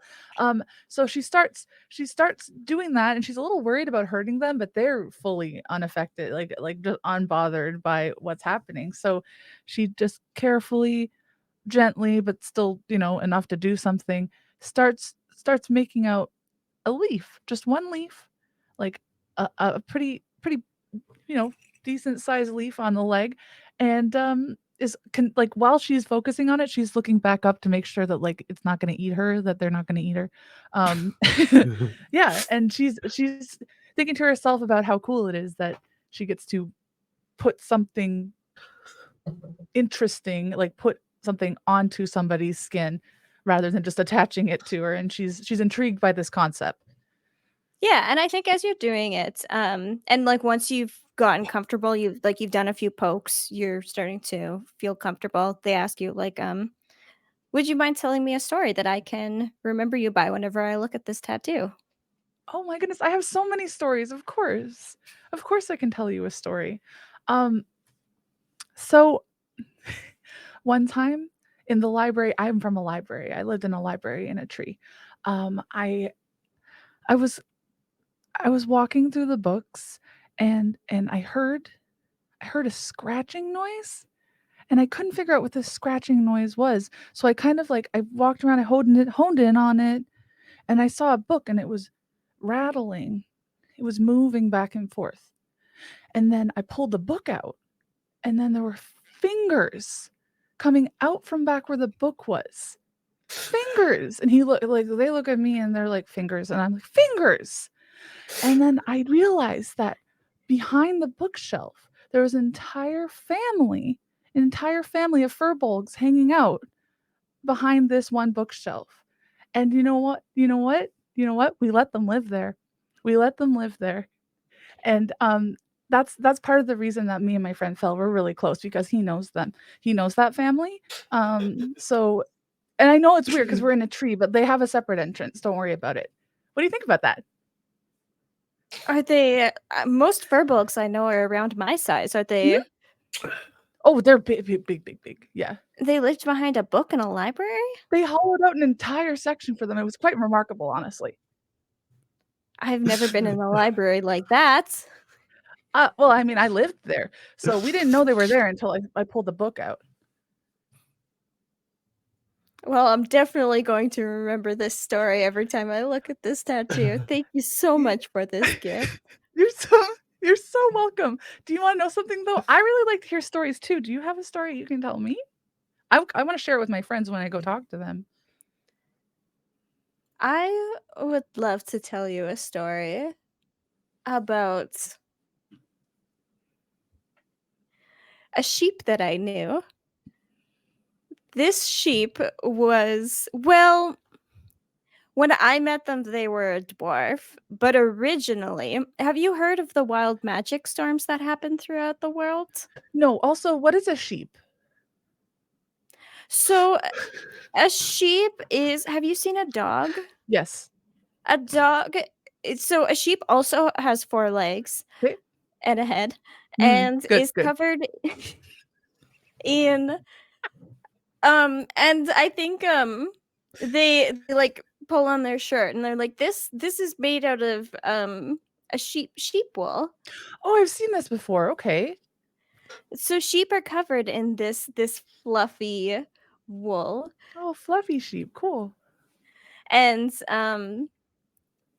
I knew a dwarf who used to be a sheep, but there are these Really? magic storms that sweep across the land, causing the strangest effects that even the strongest wizards and warlocks could never imagine casting.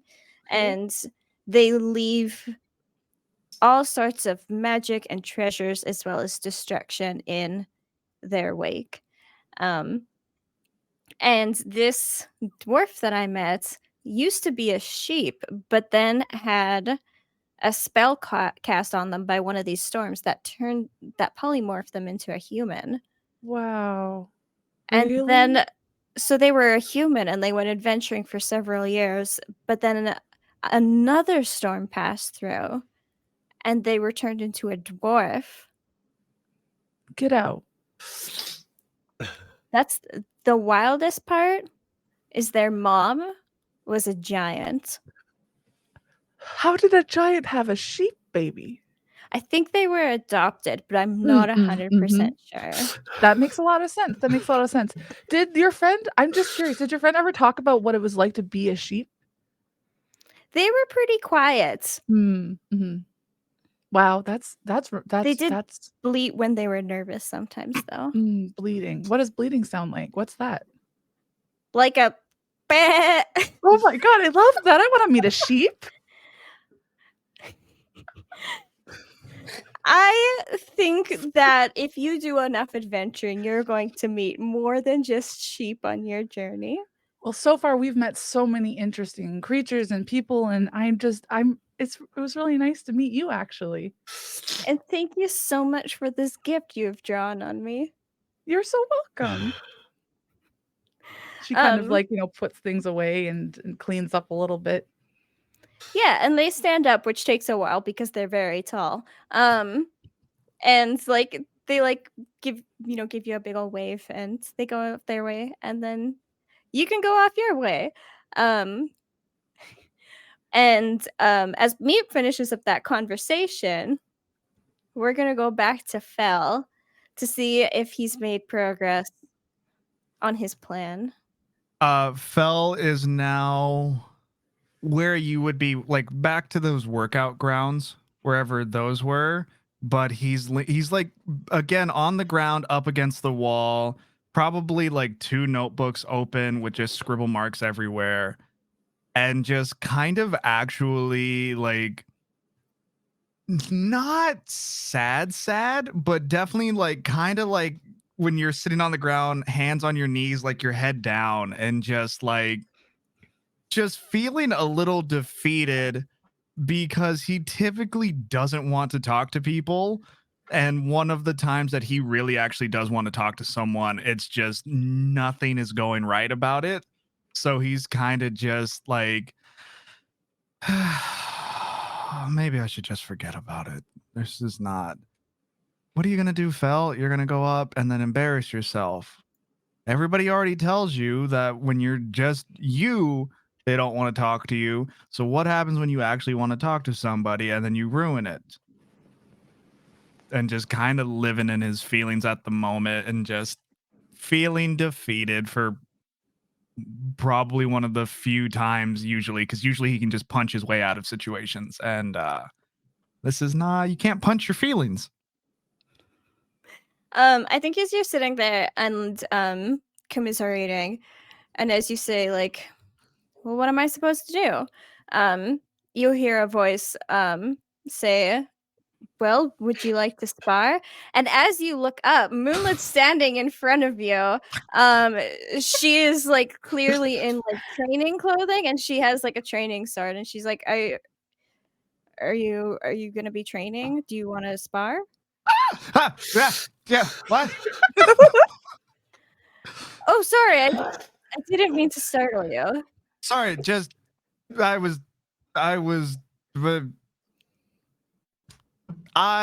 feeling emotions, and I'm not used to that.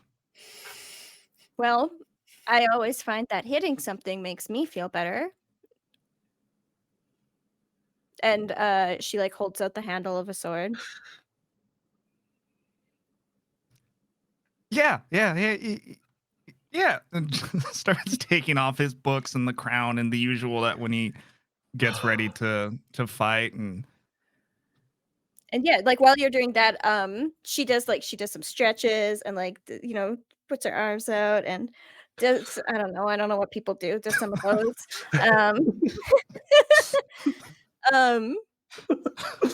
And gets ready and holds out a sword. So I would like you to make an attack.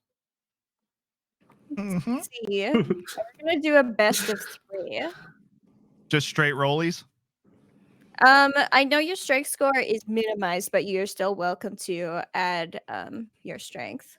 Okay. Let me pull up her sheet.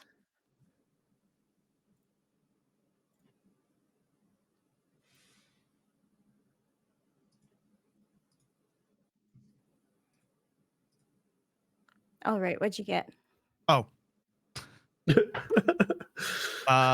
So that's still a +2, 17. Okay, yeah. So and what's your AC? What is my AC? Where are you? And I'm so sorry. Actually, where is 14. Okay, so yeah, you managed to like and again, these are training starts, so you managed to like whack her on the side. But you realize as you do that you left yourself open and she also gets a whack in on your shoulder. And as you like each get a whack at each other and then like take a moment to like step back and like reset, get ready for the next round. You can see her like visibly starting to relax. And she's just like, okay, I'm warmed up now. And you can roll again, and she's gonna roll again. I think Fel would get more tense. So she got a 18 plus. She got a 24. Jesus. I Wait, got no. a 15. 15. Okay, Yeah. so you don't manage to make contact. She jumps out of the way, and she holds like the blade up to, again, it's a training sword, up to your neck, and you both freeze as she gets you in a vulnerable position. And she like laughs and says, "Shall we go again?" Yeah. How did you move that fast? Well, I didn't fight a shadow earlier today. Oh, yeah, that fucked. Best of 5? Yeah.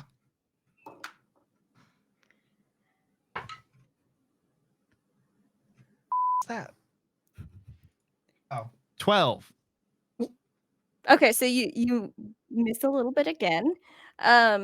She almost misses, but manages to whack your leg a little bit. And goes, "Oh, I'm sorry. I know those stings when they get you right there. I'm sorry. Yeah, You can take a that minute. hamstring. Sorry. That's always rough. Sorry about that." No, don't be. And as you're like waiting for like the Charlie horse sensation to go away, you notice that she's like a little bit flushed. Ears go pink again. No, it's okay. I kind of like the pain. No, I didn't. No, didn't say that. She's like, yeah, I know what you mean. And shakes her head like, and then she goes bright red.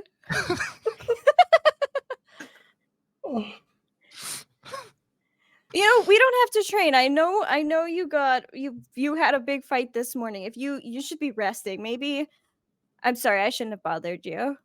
No, if I'm being honest, I'd rather do this than what I've been doing. I find a lot of trouble finding like what to do when we're just supposed to relax. So I'd rather be doing this. Oh, I completely understand. I read books sometimes, but if I could be training, I'd rather just be doing that. I don't really care for the meetings I and can't the imagine. paperwork. They seem really boring. They're very boring, and I'm not allowed to just whack them when I get upset, which is frustrating. Oh, it doesn't work. I've tried. Like I've had paperwork and like it's not the same. It's not. Another round? She looked like she was like unsure of what to say, so when you say that, she's like, yeah, that sounds good. And like readies herself up again.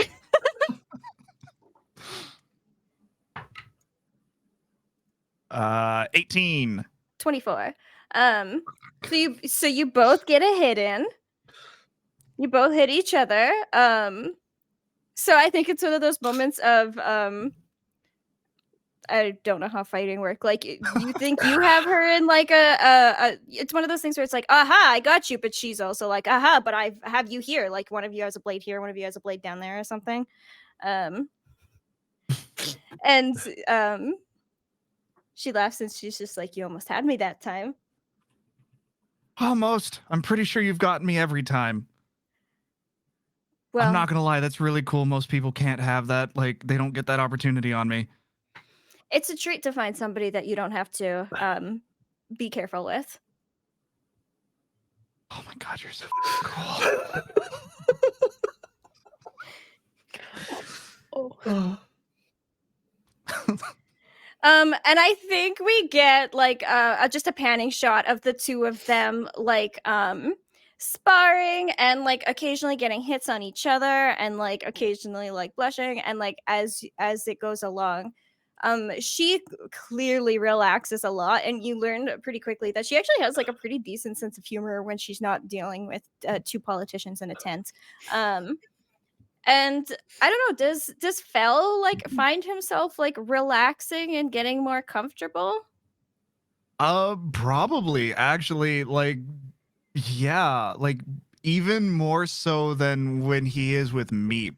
Like I feel this is one of the few times in his life he's met someone else and actually had a prolonged conversation with that like kind of gets him just on a level. So yeah. The rage weirdly leaves his heart for the first time in a very long time. Oh my god. Yeah, and I think after a while, like after a couple more rounds, and like I think there stops to be less like starting and stopping as you just like take turns like whacking each other basically.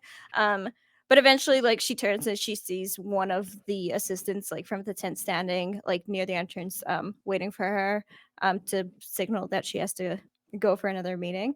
And then suddenly she's like, you start to realize that her silent, cool demeanor might be a little bit of like, I don't know what to say. And so the second that she goes and puts the sword down, suddenly she's like, well, thank you for training with me this afternoon, but unfortunately I have to go. And she just kind of like clears her throat. Wait, really And quick before you leave. He's gonna run over to his the paint he got, and like hands and knees really quick, like goes through his books and like, Papa, no. Okay, yes. And he like, and I don't know if this is how it works. He starts drawing. It's a white stemmed, like the actual stem is white, like a rose stem that has prickles all over it. Like you would have to grab it a very specific way not to hurt yourself. But the flower is like the same color blue as her, and it almost like it's the flower, but it's a little bit more droopy, but not in like it's dying way. Like it's built that way to just kind of be droopy and almost seems a little bit like water falling down and whatnot, and has little extra stems coming down and whatnot. And he takes it over to her, and I found this probably about 50 years ago. I don't really know what it's called, but trying not to sound cheesy, it makes me think of you. She grabs it very gingerly, and like she's like blushing like furiously. And she says, "Thank you," and then she like turns and walks away really fast. And when she goes up to her assistant, and like they kind of look at her like and she kind of pushes them, and you hear her tell them to off. And then she leaves the building. Really quick, he walks back to his notebooks and takes out his quill and crosses out, like he had probably a couple of names for that flower, but crosses them all out and just writes Moonlit. Oh.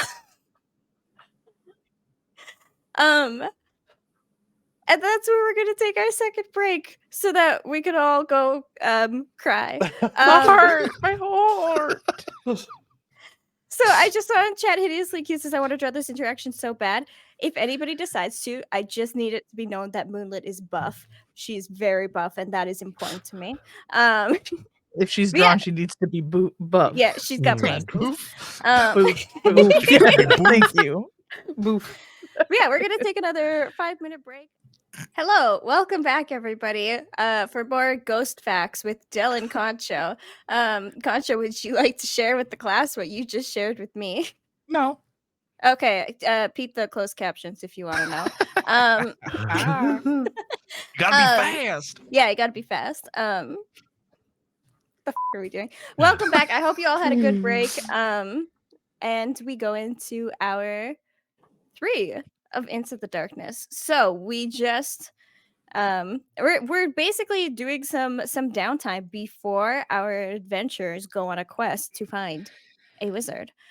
So we just finished up a scene where Fel talked to somebody that they admired deeply.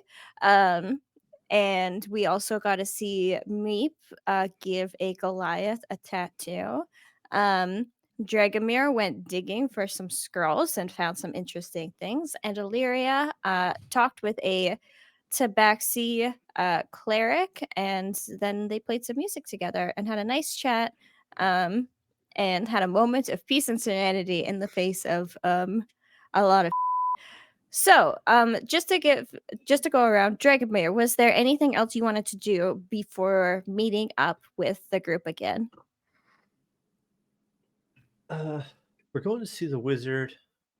I think I'm pretty much good. I mean, I'd like to think that while the training was going on, that Dragomir sort of wandered past and saw them batting at each other and just got like just a little smile. It's his pal that asked for advice. Maybe saw a little success with the advice that Dragomir gave him. But other than that, I think he's just ready to wrap up and get some sleep and recover from whatever the shadows did. Okay, cool. And then Illyria, after you were done spending some time with the cleric and you got some supplies, you went to go make some stuff. So what are you up to? I am doing a ritual to make holy water out of the silver powder we were given. Okay, what does that look like? Each time takes about an hour, and 25 gold pieces worth of silver powder. I imagine Illyria's looks a lot of like fire and light and things while she's like praying over this water. And previously, she had only ever done this for fiends, but now she's like, I think we need this because of all these like undead things running around. Yeah, I think so is that a spell that you cast to do that? It's not a spell, it's just a special ritual. Okay. I think the other clerics of the camp are watching you do this from a safe distance. And you can see they have their notebooks out and are comparing notes on what you're doing and being like, "Oh, I wonder if there's more fire, it makes it more potent." And then being like, "You're a cleric of the water god. Why would you have more fire?" And like just and be like, "Shut up!" Like I'm doing. So they're kind of like watching you from a bit of a distance away. Oh. All of your NPCs are such a f***ing mess. Listen, I love it's them all all. I know. I love them all. God, I love them. Oh, there was something else I wanted to do. Okay. And I forgot about it. But I basically just wanted to go to the undead couple and explain to them that my friend could not help. Okay. Yeah, I think so let me pull up them. So last week Illyria met two undead people within this encampment who appear to be taking refuge here. Illyria tried to offer them help by reaching out to the one of the archfey that they met a few weeks ago, Apara. And then a little imp named Danny came to relay the message and pick them up and bring them to this fey realm where these undead would be safe from Zolzotl, who's the god of death. But unfortunately, as soon as Danny saw them, he went, "Oh, nope, sorry, I can't interfere," and disappeared. And yeah, so you go and you find Trust, who is a tiefling woman, and Elwyn, who is a drow man. And yeah, I think did you want to have a conversation, or did you just want to like be like, "I'm so sorry, I can't help," and Yeah, just basically like, hey, I contacted my friend. I thought it was clear the type of help. So she sent someone, but then said no. I'm really sorry. And then that's basically it. yeah, I think they you get that feeling from them that they're like kind of like disappointed, not surprised. Like they obviously that they're sad, but they hadn't really got their hopes up either. Mhm. And they go like, "We understand, and we're so grateful you tried to help. So thank you so much." I think they try to give you something, but like they really don't have much. So they're going through their stuff, and like we have like a little bit of gold from when we traveled, and but you can tell that they just like really don't have much. Does Illyria like take what they No, offer? Illyria won't take anything. Okay, yeah. So I think we get like a bit of like a camera like slightly away from the scene. Like we obviously watch like Illyria give them bad news. We don't hear anything though, and we see them look disappointed. We see them trying to give you something, and Illyria saying no. And then yeah, was there anything else Illyria was looking to do before meeting back up with the crew? No, that was it. Okay, and then Meep met a tall, cool Goliath and gave them a tattoo, and then they went their separate ways after sharing stories. What was Meep looking to do after that? Like again, like were you looking to do something else, or are you looking to just meet back up with the crew? Meep wanted to meet back up with the crew and talk about what she got to do with this cool Goliath person that she met. Hell yeah. And then same with Fel. Was there anything else Fel was looking to do? No, just when it's time to get back to the group, he does want to do something, but I don't know if that time is now. Okay, yeah, no, it sounds like everybody's ready. So like you maybe meet back, you all coincidentally show back up at the camping spot at about the same time. You see Fel full sprint, like Meep, Meep, and like tackle Meep, but Oh like my in a God. like a protective way, and like rolls and like holds her up like you do kind of like a kid when you're laying on your back. I did What? a thing. I did a thing. Okay. I thought I was feeling really sad, and then Yep. Moonlit showed up, and I talked, and we had a really, really awesome time. And then I'm gonna pull Meep in and like squeeze, almost like you do a teddy bear. with, like, Sexy just- muscle lady, you met sexy muscle. You talked and you fought. I dogged and we did stuff, and I didn't it up, and I'm like, I am so proud of you. Oh my God. Is she nice? Is she as nice as she looks? She seems so nice. she's amazing. I met somebody too. I met a big tall person, and guess what? Do you know what sheep are? Yes, but tell me more. Okay, apparently they knew someone who was a human and then a sheep. No, a sheep and then a human and then a dwarf, and their mom is a Goliath, and it was just amazing. And I gave them a tattoo. Do you know what a tattoo is? I poked in their skin. It was so cool. I know, but yeah, tell me more. I poked in their skin. Now they have a leaf on their leg. Oh, I bet you drew a leaf really well. You draw them really good. Thank you. Thank you. They trusted me. Anyway, I'm Um, very excited to hear. Are you going to meet again? Are you going to meet with her again? I don't know. I hope so. I hope so too. I'm gonna put me down and like maybe roll to Illyria. I don't know, and like pop up and like actually give her a big hug too. And like I did a thing because you kind of supported me last night, and I really appreciate it. Good job. It was all you, I promise. And stop hugging and look at Dragonbear and you, and like walk over and like tower.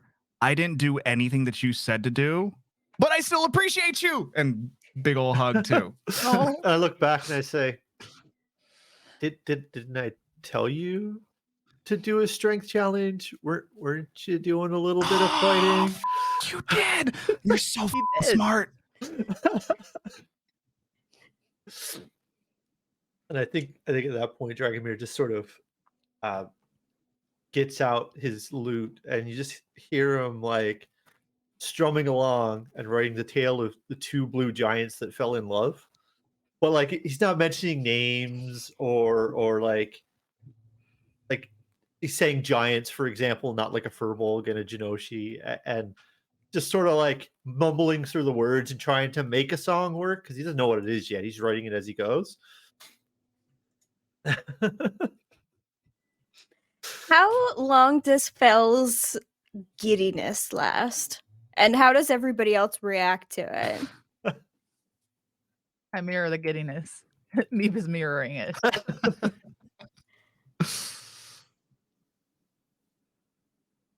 I think Dragonbear is just sitting there. I mean, he's obviously like working on his song, but it's a very good judge of people, and pretty much always has been, and sort of thought that maybe Fell had somewhere hiding inside of him the ability to be extremely happy, even if it didn't come out, and is just like thinking, nice to see it. We love loving and supporting our friends. Hell yeah. And yeah, you're able to hang out and make some food. Does Fell spend like because like last night Fell slept on like the edge of camp. Do you stick with the group this evening? Are you all planning to stay in the tent again? Or Yeah, it's pretty comfortable in there. We can like it get in an the extra bedroll for you if you want. it's just a lot of people. Well, when you're inside, you can't really see anybody. It's a day of trying new things. Sure, I will try. In worst case, I just leave. This is true. Actually, no, I never. No, I'm going to go stay by myself. Sorry. Maybe another time. Maybe another time. Just there's a lot that has happened today, and I don't know if I'm ready to add on sleeping around a bunch of people. It's not you. It's just. Don't overwhelm yourself. You've had a big day. It's a big day. I'm still also feeling a lot weaker than I would like to, and not gonna lie, Moonlit smacked the crap out of me a couple of times. That's what you call it. What? I'm gonna let that one slide, me. Okay, so Meep has had somebody that she has known in her life who has taught her some adult humor. I don't think it was Fel. So when Meep left the library, before she met Fel, was there somebody else that she traveled with for a little bit that Mhm. maybe it didn't work out with? Mhm. Yeah. Yeah, Mhm. who did she travel with? She traveled with another furbolg, actually, with one of the furbolgs from behind the the bookshelves. Yeah, yeah. She traveled with Botley.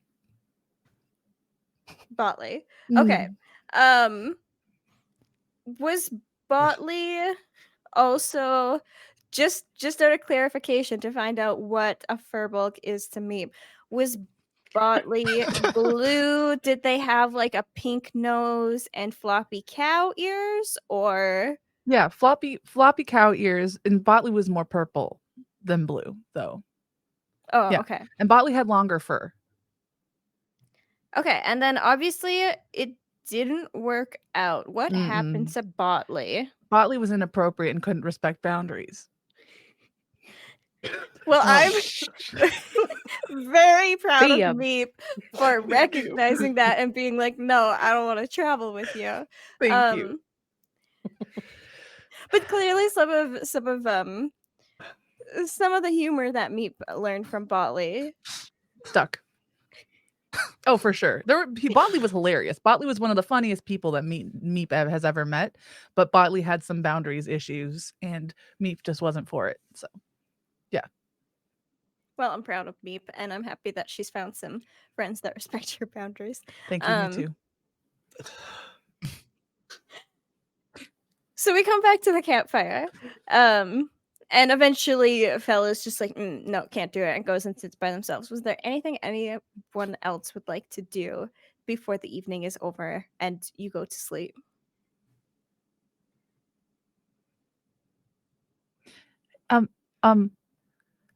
Dragmere, Yeah. do you do your own braids in your beard and your hair? Every day. Absolutely. Can you braid my hair? I really like that one braid that you did. I just really want one. Can you do one for me, please? Oh, the Dwarven Braid. Absolutely. I knew it had a name. It looks The so cool. special I've never Dwarven seen Braid. it. Do you want one like this one in my beard or like this one in my hair? And Dragonbear's just showing off the different braids that he knows how to make. I like the one in your beard specifically. I think it would look good like right here, probably, like right in the front. Yeah, let's do it. Thank you. That's So so- Meep just like sits down, and then Dragomir could just stand because, like, height is, yeah. Yeah, and so Dragomir just starts like crossing it over and showing Meep a little bit of how he does it and the different ways you'd have to move your hands. I don't actually do braids, so I don't know. But Dragomir does. Dragomir does. And he explains Yeah. all the steps and shows Meep like how he does it to himself, where he can't look at it on his own hair as easily, and sort of teaches Meep the special dwarvish braid. Cool. And Meep is just on like cloud nine, super stoked about learning how to embellish her hair and another braid to add to her book of braids that she can do. I love that this is like a slumber party, or it's like you're braiding each other's hair and Talking like about our crushes. talking about your crushes and Oh. Also, one of them really loves fire too much. It's a perfect slumber party. Mhm. yeah, What's that's that like every for? slumber party I've ever been to. Yeah, absolutely. Amazing. So unless anybody has anything else they'd like to do, you are all able to gain the benefits of a long rest. Fel and Dragomir, your strength returns to normal. You are strong once more. Good. Yeah, everybody's spell slots come back. If you would like to switch out your spell slots, if that is something that you're able to do, so that's a druid and a cleric thing. You can check your spells. And then it's morning, and you have a quest to go talk to a wizard who says they have information on what could be causing the undead problem. Yeah. What would you like to do? So you wake up. We've seen your morning routine a couple of times. Fel gets up and makes coffee. Dragonbear yells at Meat for stealing, and Illyria does her morning ritual where she prepares her spells and admires the sunrise. Is there anything in particular anybody would like to do? I want to look for my friend that I made. Okay. Yeah. Is this while most people are still sleeping? Yes. Okay. So there are some people who sleep in tents and some people who just like sleep in like bedrolls in this like large camp area. Do you peek your head in tents? Yep. Oh, absolutely. Yeah. Carefully, but like as careful as I can be.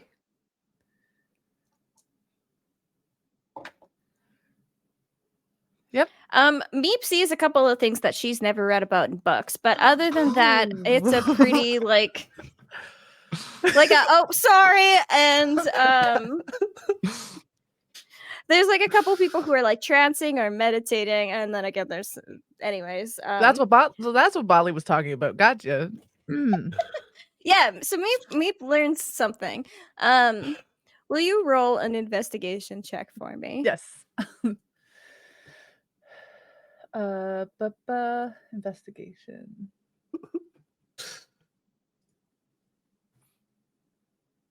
6.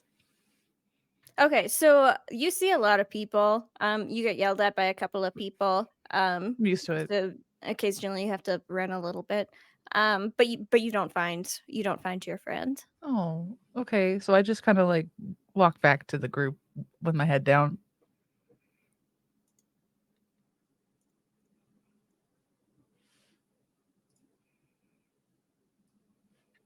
Everybody's just like, yeah, okay, sure. Yeah, and then is there anything anybody else would like to do before you get ready for your day? So is the plan to go see the wizard and come back here, or Can I, before we like join as a party, check in with Keswick? Yeah, absolutely. So like, basically, it's just somewhere off where we're by ourselves. At this point, Keswick has known me forever, so he knows everything there is to know. And I would have asked him, because he's also a traveler, to help look for this Colosseum. And I just want to ask him if he's got any news on where it might be. Yeah, I'm gonna have him roll investigation. Let me just double check his modifier. Yeah, okay. Yeah, okay. So, I think when you ask him about this, he like blinks a couple times and he's just like, "Oh my god, Dragomir. Yes, I'm so sorry. There's been so much going on. It completely slipped my mind. I have found one thing. It's underground. Underground. It's completely underground. That's why no one could find it, and no one ever knows what I'm talking about. Underground. Yeah, the light that they bring in is completely magical. And it's not just the Colosseum. The Colosseum is part of an entire city that exists underneath the ground. Do you know what it was? Did you get a name, or did we just know? The only leads I have are that there may be some amongst the drow who might be able to help you out. And Dragomir just like nods at his friend and just thank you so much. I appreciate it. If there's anything I can ever do for you again, let me know. And just kind of gives him a big hug and makes his way back to camp. Yeah, like when you say that, he's just like, "Well, you're gonna go find a wizard for me, so that's a great I am gonna go start." find the wizard. Yeah. Yeah, and like, yeah, he gives you a big hug and waves you goodbye. And then I think the next shot we get is our adventurers at the gate once more. Zeril, the gatekeeper, is there to wave you off and wish you luck on your journey. And then you head back out into the jungle, but you're not going back the way you came. You're going further south. And you have a day's walk ahead of you. So, what's our marching order? At some point, we got directions, right? I don't think any of us actually Yeah, actually no, asked they for directions. yeah, that would have been in like those the B-roll. Yeah. Was somebody giving Somebody you tell a us where to map go. and directions. Yeah, absolutely. So you know where you're going. Can we also say really quick before we left that like Fel might have tried to find just Moonlit and just said like, hopefully I can maybe train with you again when we come back, or just something like quick little conversation, nothing that's crazy, like just Yeah, like, I think she's already like in the tent and there's other people around, so it's a very Cool. quick, and she's just like, good luck on your journey, and just kind of leaves it there because there's other people around, and yeah. But yeah, you're able to say a quick little goodbye. And then you head on out. So is maybe what we see is like Fel walking along and like kind of smiling to himself and thinking, and then we get like that little like flashback of him saying goodbye to her this morning. And then we just see him like walking along with a smile on his face. The happiest, biggest little furball that ever existed. Yeah. So what is your marching order, and what is like the general mood of the group? Because clearly Fel's in a great mood, but Meep was in a less good mood because of not being able to find her friend this morning.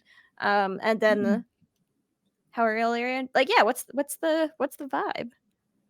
So I think Meep is like torn between, like, she is sad, like you said, but also really happy for her friend and her other and Dragomir too, having a bit more information, right? So she's kind of like happy to be with them, but a little bit like, oh, I wish I could have like, seen them again and chatted. I think Dragomir's got like, he keeps a record of everything that he does as some sort of a story, and is just sort of like trying to remember if on any of the pages he wrote anything about Drow, and just like paying attention, but like a little pensive in his mind, just trying to work through if he can tie what Keswick just told him to anything that he's gained on his adventures already. Yeah, so it sounds like Dragomir and Fel and Meep are all kind of in their heads a little bit. What about Illyria?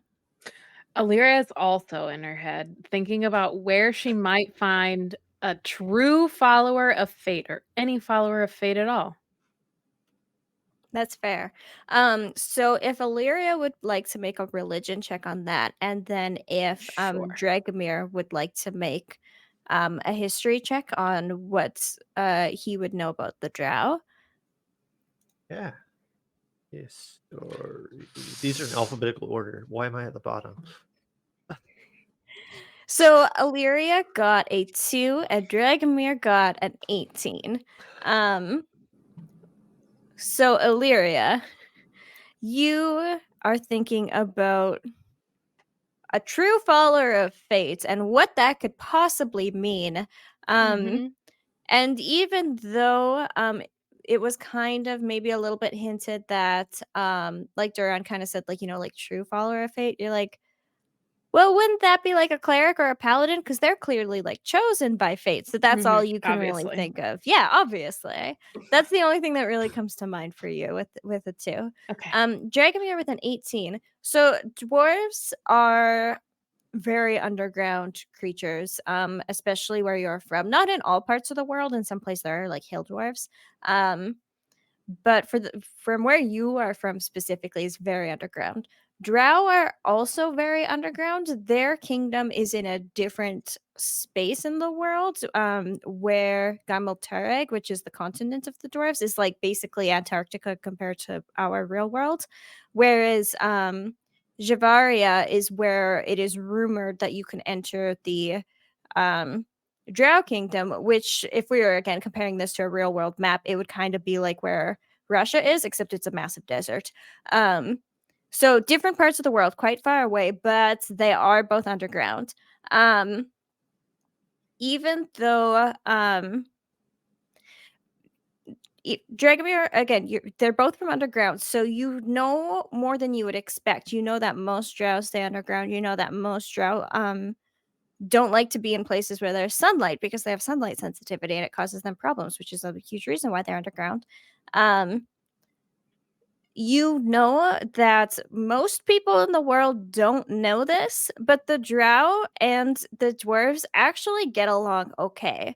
Like, they get along okay, not so much because they like each other, but because both of them hate the sky elves. They both hate the sky elves with a passion. They just don't get along. So they're like, you know what? We both hate this other people, so we're gonna get along with each other. So that's something that Dragomir remembers, and is something that most people don't know. So everybody's walking along through the forest, kind of in their heads. Some Not paying smiling, attention at all. some looking a little confused, some looking a little bit down. Who's in the front? I think Dragomir would probably be in the front. So like normally when we're in this jungle, Meepa is up at the front because she's like really excited and is running ahead looking at stuff. But today she's in a bad mood, so she's probably not running ahead looking at stuff. And we know that Fel likes to lead from the back because we're in the jungle, but also he likes to be behind everyone. So I think Dragomir would kind of be up towards the front, unless Illyria is in front of him. Yeah, so as you're walking along Dragomir and as you're thinking about Drow and wondering if maybe you know somebody from back home who might know a Drow person who might be able to help you out, you startle as a weight falls on your head. And you reach up and there's a small monkey, just like a really like little like monkey who's just like fallen on your head and then crawls onto your shoulder and starts like fiddling with one of like because you have like rings and stuff woven into your beard, right? Yeah, it starts like, it's not like taking it, it's just like fiddling with it. So like it didn't hurt, it just kind of like jumped on my head. It wasn't okay. It was more just very surprising. Dragomir, you have a monkey on you. I can What's a see monkey? I can see that, Fel. And I'm just gonna reach to give it like a little pet and ask how it's doing because it seems to like people. So I want to Yeah, it pet like its head and see how it's doing. Like, how are you doing, little guy? Like, you know, how you roll would an talk to a pet. roll an animal handling check. Yeah. Bites you have rabies now. Oh, I got to clear this first, or it's going to be a very aggressive animal handling check. 20 with my modifier, so 19. Yeah. Okay, so as you like reach up to pat it, you just made a new best friend. Like, this monkey is like so happy to meet you. And like you said, you like gave it something, or I you just petting it? I was petting it and asking how it was, but I mean, if it responds well to being pet, I would definitely like grab some berries out of my backpack and see if it likes the berries and stuff that we would have picked up locally, because I think I could manage to put together that if it's from here, it likes food here. Yeah. It like, do monkeys chitter? Yeah, it like Little bit, chitters yeah. like happily. It's like it's so happy to know you. And yeah, it like plays with the stuff in your hair again. It doesn't like take anything, and like pats you on, it like starts like patting you on the head too after you pat it on the head. And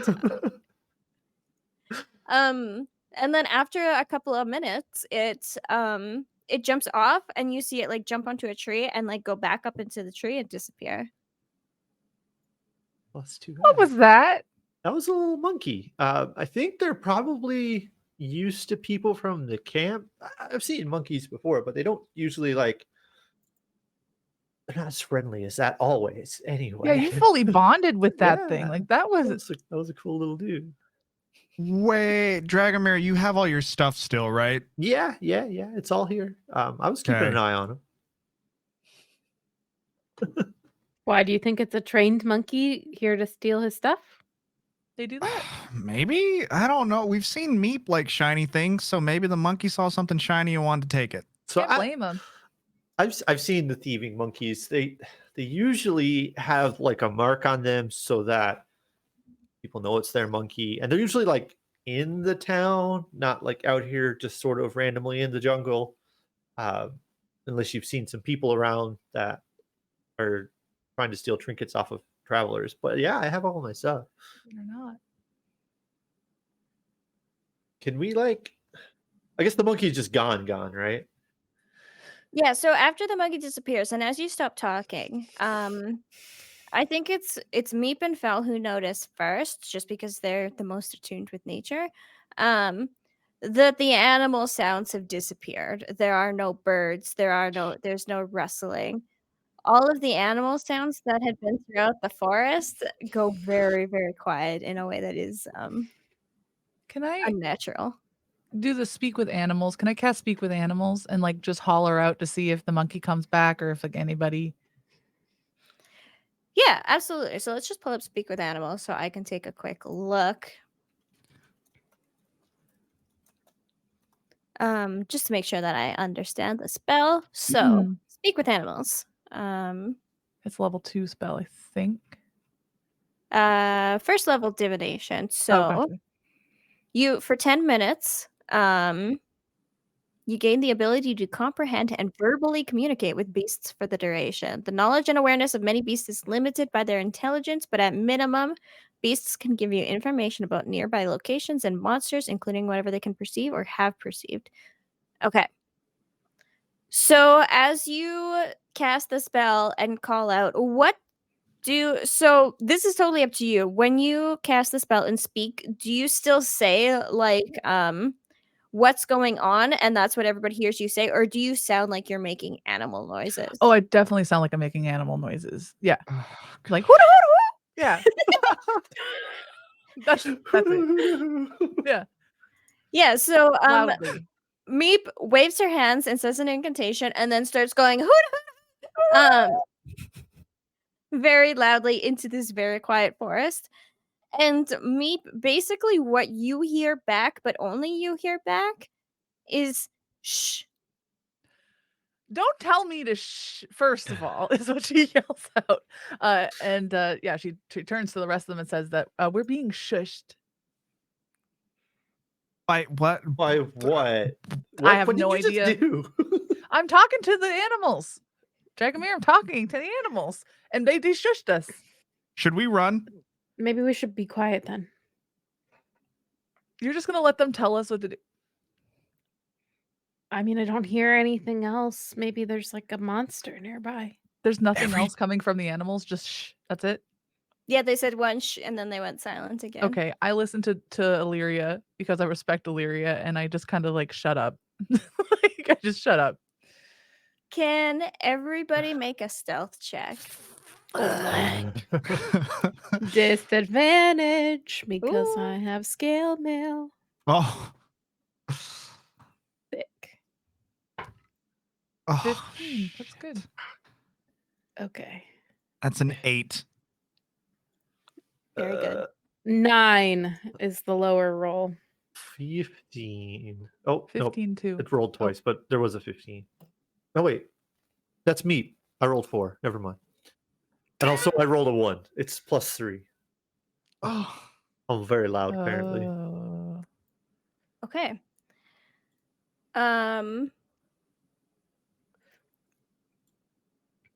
Meep, I think for you, an instinct takes over. Because all of a sudden, all of you hear footsteps. Very large footsteps. And Meep, this reminds you of a game that you used to play with your family when you were a kid in the library. And when you heard things like this, that meant it was time to hide and stay very, very still and very quiet. So you are just struck with an instinct to hide. I look at my 3 friends. I don't say anything. I just go and I just leap into a bush, like a big Jurassic Park fern type bush.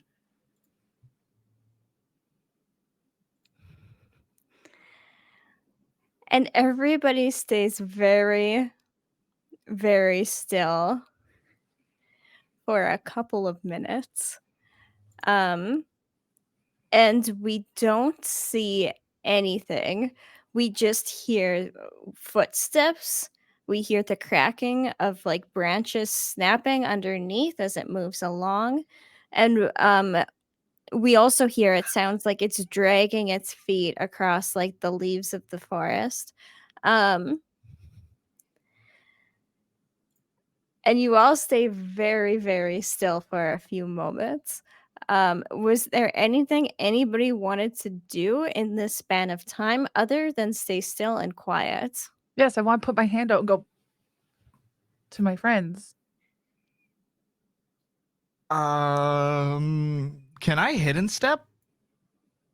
What does hidden step do? Is it just like a teleport? It says as a bonus action, you can magically turn invisible until the start of your next turn. Yeah, you can do that. Okay. A round lasts about 6 seconds, so it's not like a super long term thing. But yeah, it's something you can do for a little bit. You can disappear. And yeah, we can hear the sound of it moving around. Oh, wait. Can I do something else or did I already do my thing? No, you can do a thing. Can I don't know exactly how this spell works, but can we potentially do pass without trace? Is Yeah, that how let's that take a look. works? Okay. I'm just pulling it up. Oh. That's very helpful when I have disadvantage. So pass Yes. without trace is a second level abjuration that takes an action. So Meep throws up.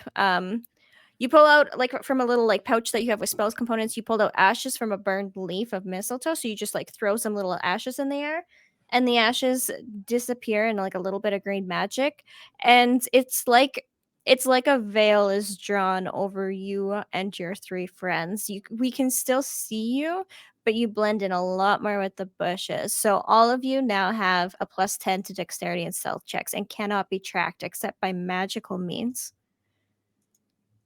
So we see this happen. We see Meep cast this spell. We see all of you basically fade into the bushes. The creature that's moving around, all we hear is like sniffing sounds for a moment. And then it pauses. And then we hear the footsteps going a different way, and slowly it feels like it takes forever, but they start to go off into a different direction. And after it feels like a very long moment, you begin to hear birds and squirrels and things return to the forest. Oh no. Okay. So anytime the forest gets quiet, we need to hide? I guess so. Either fight, and that sounded really big. I don't know if fight is the one we're gonna want to pick. I mean, I think it depends because like they got really quiet for that flower thing, right? Last time Yeah. we just Yeah, didn't notice it because we were a little doing the same thing we were preoccupied. doing today. Is there any way to do a survival check, Del, to maybe guess what that was? Or like, have I had heard it before? Or Yeah, if you want to take a little bit of time just to like maybe like look around a little bit in the area and like do some thinking. yeah.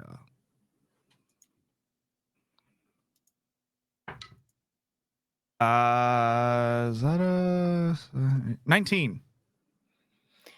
Yeah, so you don't have a name for the creature because you did see it, you didn't hear from it, but like I think what's scary for Fel is that you're confident that this is something you haven't heard of before. I think that's what causes like the slow sinking feeling of like this is different. This none of this quiet all meshes together from what you're seeing and hearing and like where you are in the world and what you know about it. None of the pieces are quite coming together to explain whatever the heck just happened. Cool. I will convey that to the group. And at this point, like Dragomir knows that Bella's seen a lot and has like literally encyclopedias full of like that he knows about, and it's just like you've never heard of it. Thinking more definitely with the hiding when it gets quiet and not the fighting.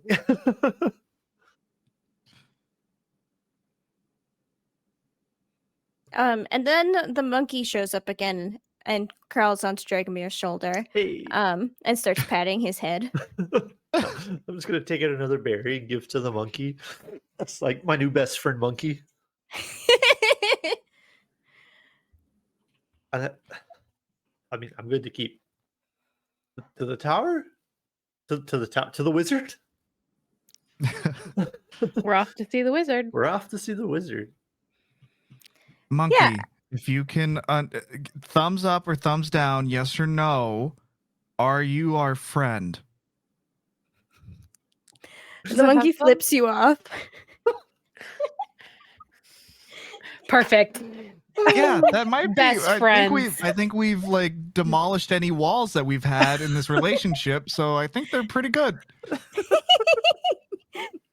Yeah, and like because before everybody was pretty in their heads as they walked along, and now as this moment has passed, you've met a new friend who's a sassy monkey, and you survived whatever the just happened. How's the mood of the group? How's everybody feeling? I mean, I'm pretty happy playing with my monkey, but also like listening more carefully than I would have been, because we've as a group sort of definitely ascertained that if the animals or my monkey runs away, it's time to be careful. So like I'm having fun and walking along and doing whatever we're doing, but senses are turned on, not like off. Mm-hmm. I'm using my paints to make a banana. Is it for you or is it for? No, it's for the monkey. I was expecting to be like, yeah, I'm gonna eat it in front of the monkey and piss. The monkey, like when it sees the banana, it hops on over to Fel, and like it's not in like a slight to Dragomir, it's just in like a oh look, he has a banana. So he comes over and he crawls up on Fel's shoulder, and holds out his little monkey hands. I love it. Oh, there you go. And yeah, it shares a banana with you as you all walk back into the forest.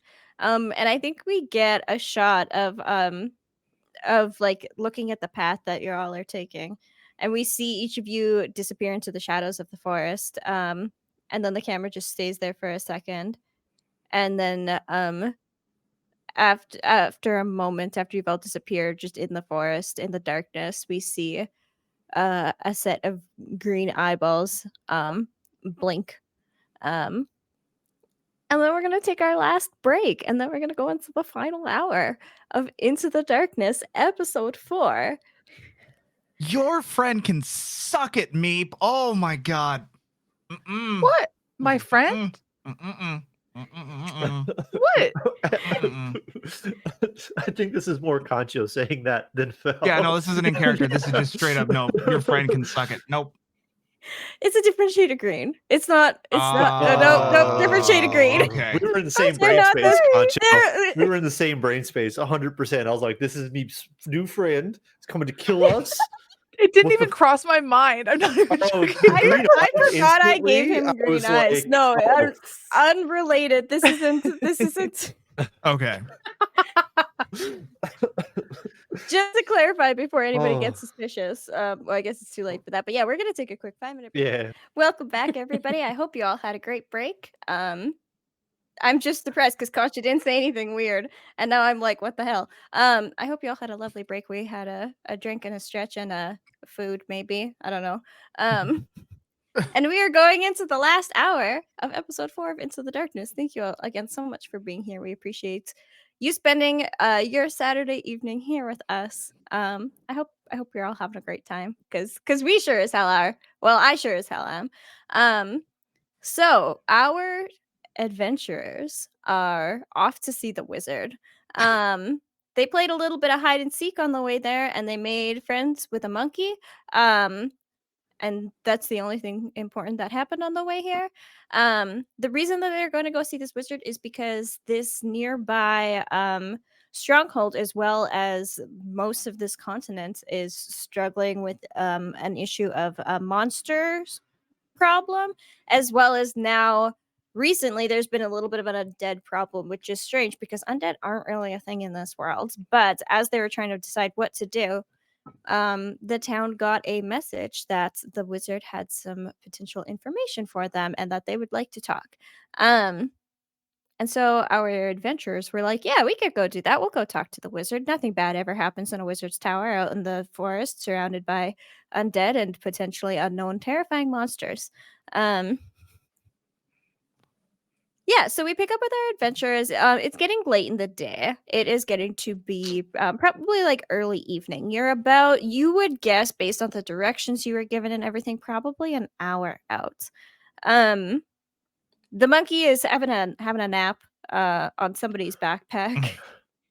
And yeah, you've all just been traveling together today. Has it been like silence or just like small talk here and there? Did anybody want to have any conversations with anybody? I don't have any conversations in mind, but I think the Dragonbear would have been given Fel like just a little playful teasing at like how excited he's been, because they're becoming like good friends now, right? And like, you know, that just the sort of like gentle ribbing jokes that like maybe wouldn't piss Fel off too much, but in the like I'm proud of you sense for like doing the thing. Yeah, and does the group know that Dragomir has been married before? He hasn't told them. I Yeah. don't know. So no, he hasn't told anyone. Oh, I didn't know that. Okay, so yeah, Fel, you're dealing with you're making friends and you are letting people closer into your heart, both in a friendship wise and like a colleague wise, as well as like a potential romantic person that you've met. So like you've been feeling like a lot of emotions, and now your new friend or like, you know, a person that you're starting to get closer to is lovingly teasing you about. And has Fel ever been in love before?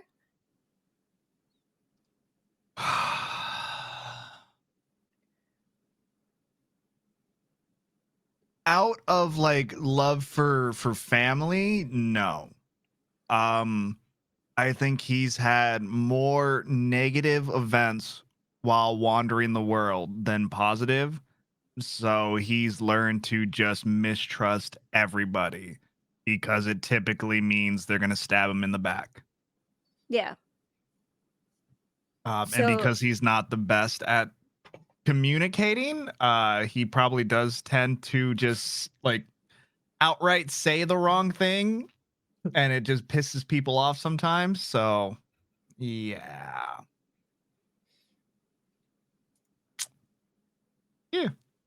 Yeah. So Fel is learning a little bit about vulnerability and about giving his emotions space and about all of those things. And Dragomir is lovingly poking you with a stick. You know, standard extrovert introvert behavior, right? Yep. Yeah. Mhm, mhm, mhm. Can I trip Dragomir? Playfully. Okay. I think we see some of that, like, I don't know, like bro friendship. Like you kind of like hit somebody, but they kind of, I don't know what bros being bros do. I don't understand masculinity. We just get Look at like a me. little bit of a montage of the two of them, like chatting and teasing and like hitting and trying to trip and like dudes being dudes. I don't know. Meanwhile, Illyria and Meep are kind of like walking together. and hanging out together? Is it just like comfortable silence? I turn to Meep and I pull out the like pendant of Onos that I found, and then I'll be like, "Have you ever seen a 7-pointed star before? Do you know what this symbol is?" No. And I'll What hold it is out. it? I don't No. And know. Meep's eyes like light up because she's still a little bit. She's a little shaken up because of the experience with the thing that passed through and her instinct just kicking in. So she's just a little quieter than usual. So when she sees it, she's like, "Whoa, no, what is it?" I don't know. I thought you might have read a Whoa. book about it or something. No, I thought you But knew about it. no. No, I know about this side. So this side is the symbol of the god of time. okay. But then this side is a 7-pointed star, and I have no idea why it would be on here. I feel like I may have seen it before, but I don't know what it means. It's pretty. Yeah. Have you asked the other two? No, not yet. I just got it yesterday. Meep, would you make a history check to see if Mhm. anything you've ever read in the library could possibly be related to this? This is a hard check, but I just want to Okay. double check. History. Is that oh there it is. Clear. 22. Oh shit. Apparently I know what the star is. So no. Meep comes from a library in a tree that most people think is a myth. Only the wisest of sages who have gone on pilgrimages to find this hidden library to read the books in this nook hidden through in the world know of its existence. So Meep has one of the reasons that Meep might struggle in the world is because she was raised on information and stories that the rest of the world doesn't have access to. So as far as Meep is concerned, there are two gods of fate. There was the original god of fate, and then there was Fate's child, who is the current god of fate. So in Meep's world, there's two gods of fate. And the parent figure has sometimes been associated with a 7-point star. You know what? Can I see that again? Yeah, here. I'll Meep, let you just hold take- it even. Thank you. Meep just takes it in her little hands and kind of like whatever little light there is in this jungle, she kind of reflects it off of it.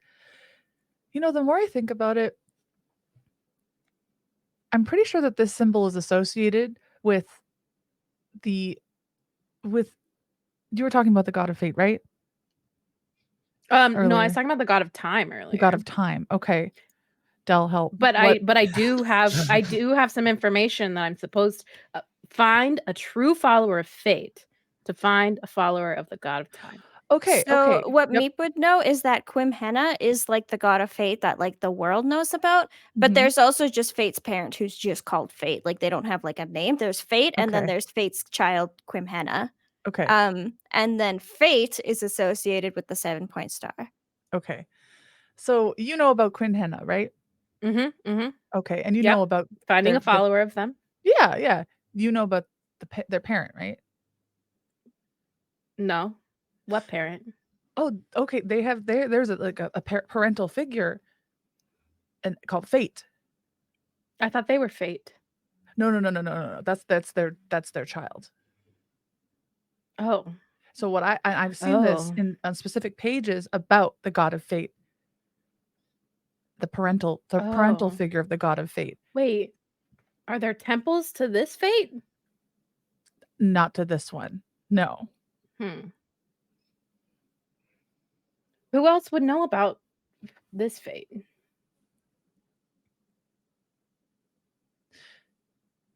Like scholars? There's books in your library, Meep. The books. No. The How books far would away? know. How far away are the books? Very far away. Oh. Yeah, it's in the tree book, the tree library. Yeah. Okay, but maybe after this, we can take our Skyboat to the library. Oh no. Why? Oh, I don't want to go back. I don't want to go back there. No. So I'm But- so sorry. You can go if you'd like. I don't recommend But that. Absolutely not. How do I go by myself? I don't know how to get there. You know, how to get Dragonbear's a there. great captain of the Skyboat. I don't recommend it. But my Deva said to Mhm. follow the Reaper's instructions. The Mhm. Reaper said to find somebody who is a cleric of the god of time, which, as far as I know, doesn't exist. Mhm. And then Doran said to find a true follower of fate to find that. And your library has to know who's a true follower of fate. So what you're saying is we have to go back to the library. I mean, eventually, probably. Otherwise, I'm not really following my instructions on why I'm supposed to be traveling. So Meep really trusts Illyria and respects Illyria and wants to help Illyria.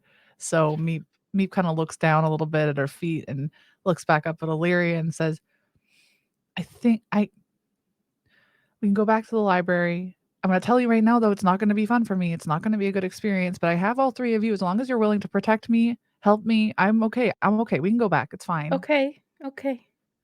I mean, we will definitely be there because I need this information. So Okay, but bring you won't have to fire. go by yourself. Oh, I have lots of fire. Okay. If I have to set the library on fire, I will. Okay, to good. protect And she kind of you. relaxes a little at that. So I will set every book on fire if I need to. good. Burn That it would down. probably be really devastating for these historians, but anything for you. Thanks, Illyria. Was this a private conversation? No, we're Oh, saying no. this out loud. Oh yeah. I'm saying it out loud. I don't Same. care. This was while we were like You're fighting. doing bro stuff. You're like Okay. hitting each other and spitting Okay, on the okay. ground and The stuff. femmes I are don't know. just like I was gonna say, I don't know if Fell's gonna be okay with just hearing about burning down a giant forest, but okay. I didn't say mean, the forest. You might heir Illyria say, "Oh, I'll burn that all down," but that's pretty typical of Illyria Yeah, that's to fair. say. Yeah, like Fireballs. I have extra ones dangling around my neck right now that I could just throw. Ah, this is true. Extra fireball.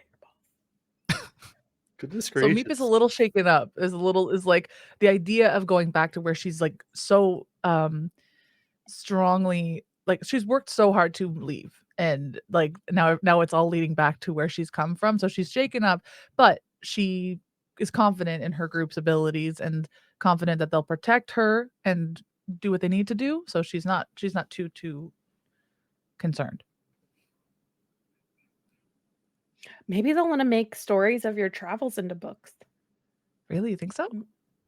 I mean, this has been really cool. Like you touched well, we've seen things that aren't supposed to exist. A number of things. The giant brain. You big touched it. brain. I swam with it. Yeah, it was Yeah. gross, Yeah, but also it was really kind of cool. fun. It was kind of fun. Yeah. And we've seen ghosts. You talked to ghost children. I didn't know that they were ghosts at the time, but yeah, True. yeah. And Dragomir's been writing a lot of this down. I think Fell too. That's a good point. Maybe. And then you'll be so much cooler than those librarians because you've gone out and seen the world. Yeah, f them. Yeah. Did they like kick you out or something? They made fun of me. Oh, that's really mean. I'll make fun of Yeah. them. Yeah, let's make fun of them. Wait, no. I don't want to Oh. be mean. Okay. We can burn them down though. It's fine. I feel like burning down the tree is meaner than calling them names. Yeah, but if then I'm they being can't say honest, anything back to us. if they're dead. Fell taught me that.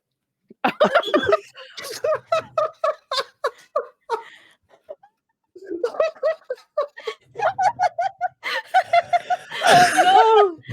I think maybe we leave them alive and we just say mean things behind their back, okay? That seems more responsible. Okay. The saddest, most heartfelt little story about little Meep being afraid of this library with Fell taught me to murder people.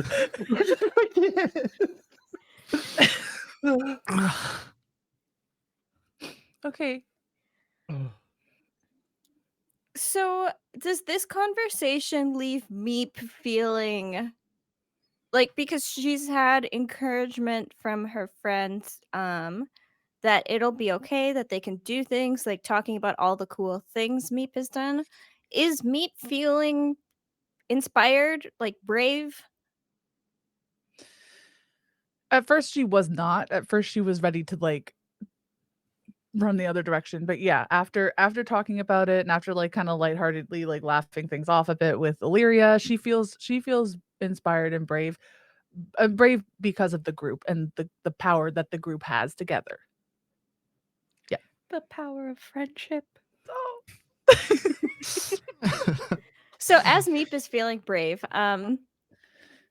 you as you're all going through the jungle, there you can see sunlight from the trees up ahead. And as you break through like this tree line, there's a clearing, and you can see the jungle continues a little bit, about 120 feet ahead of you. But in between you and where the forest continues in the direction you need to go, there is a chasm. Oh. And it looks like there was a bridge there at some point. You can see like the pegs on either side, and you can see a little bit of rope, but it looks like the bridge has fallen. And there's about 60 feet. The chasm is about 60 feet wide. This is not ideal. Can we see like? However, oh, go Oh, ahead. sorry, I was just gonna say, can we see like a way around? If we like look, can we see how far it goes? Like, not across, but like along. It stretches. You can see it. Like if you look down, there's like a river winding down at the bottom of it, and it stretches for as far as the eye can see. Do we know how far we can jump? We can calculate that, but I can tell you that it's not Yes. 60 feet. Even if I use So jump? I can fly. What? Really? Yeah. But I don't think I'm strong enough to carry anyone. Maybe me. Let me see. Let me see. Am I strong enough to carry anyone?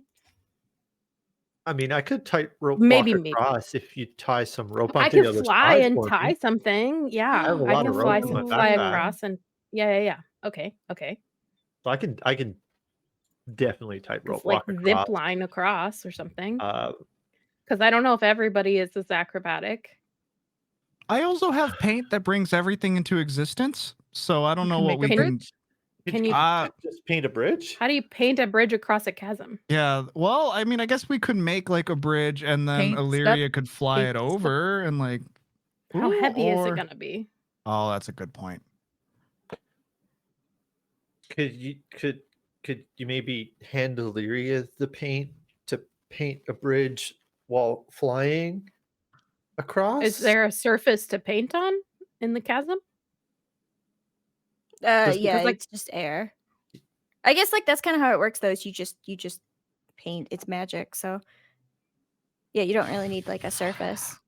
I will say, I feel like this is going to take a lot of paint, and this is kind of a really It's true. That's like almost good all the thing. paint, probably. So maybe not. What can be done? I don't know if I have. I don't think I have anything. How deep is the chasm? So deep.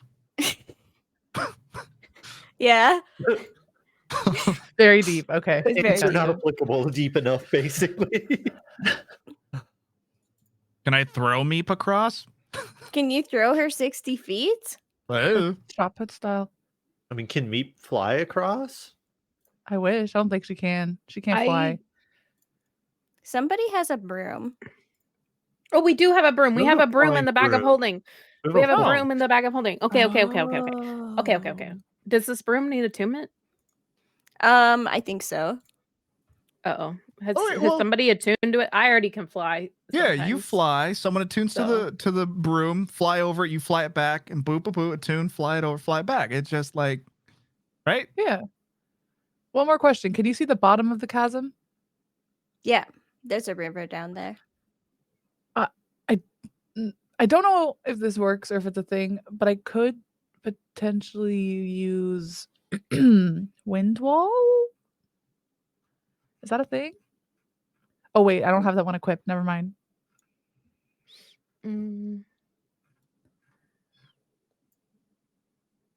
Seems like the broom's the easiest thing. I think so. Mhm, Yeah, let's just mhm. broom across. Did somebody So- write down which kind of broom it was? No. It's in our loot channel, I think. Hold on, let me see. The kind Oh, that we can have a fly loot. across chasms, no problem. And A Skulking broom locust. of Skulking flying locust. skulking locust. mm, mm. Oh, it looks like that's what I named it. So that's homebrew. Okay. Okay. Okay. It Yeah, it's a can broom of carry fire. up to 400 pounds. So 2 at a time. Somebody can like ferry. Whoever's Yeah. attuned to it can ferry one person. Because I don't think.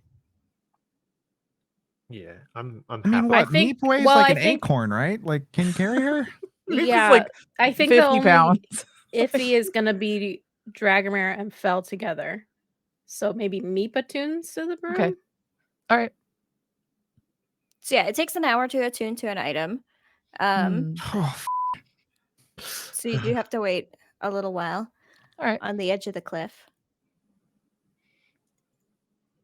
Do I have to be like attentive to this attunement that's happening, or can I be doing other things? You're basically taking time to like magically connect with this item. So you don't have to be like super attentive, but it is like what you're doing. You can't Okay. like write a song while you're doing it. so Gotcha. 400 pounds. Technically, Meep can ride on it. Dragomir and I each tie rope to it, and we can hang while we fly across. So all three of us can go at the same time. I think all 3 of you will weigh more than 400 pounds. Yeah, I'm Yeah, it like depends. 200 pounds. You're 200 Okay. pounds? Yeah, He's I'm a dwarf. I'm like He's half the broom. built. Meep is probably closer to 100 pounds because she is 4 feet tall, but she's like a hefty 4 foot tall. All right, Elf. never mind that. Whatever. Yeah. I think what we'll have to do is Meep ferries one person, drops him off, comes back, gets the other, and then goes back. Okay. What do we do for the hour? And I'll just fly. We're just We're just gonna hang out and Hope we don't get attacked by that giant loud green eye. yeah, I will not be playing any music. we still have the monkey? Monkey's still hanging Okay. out, All right, good. unless it ran away, in which case we're gonna start being quiet real fast.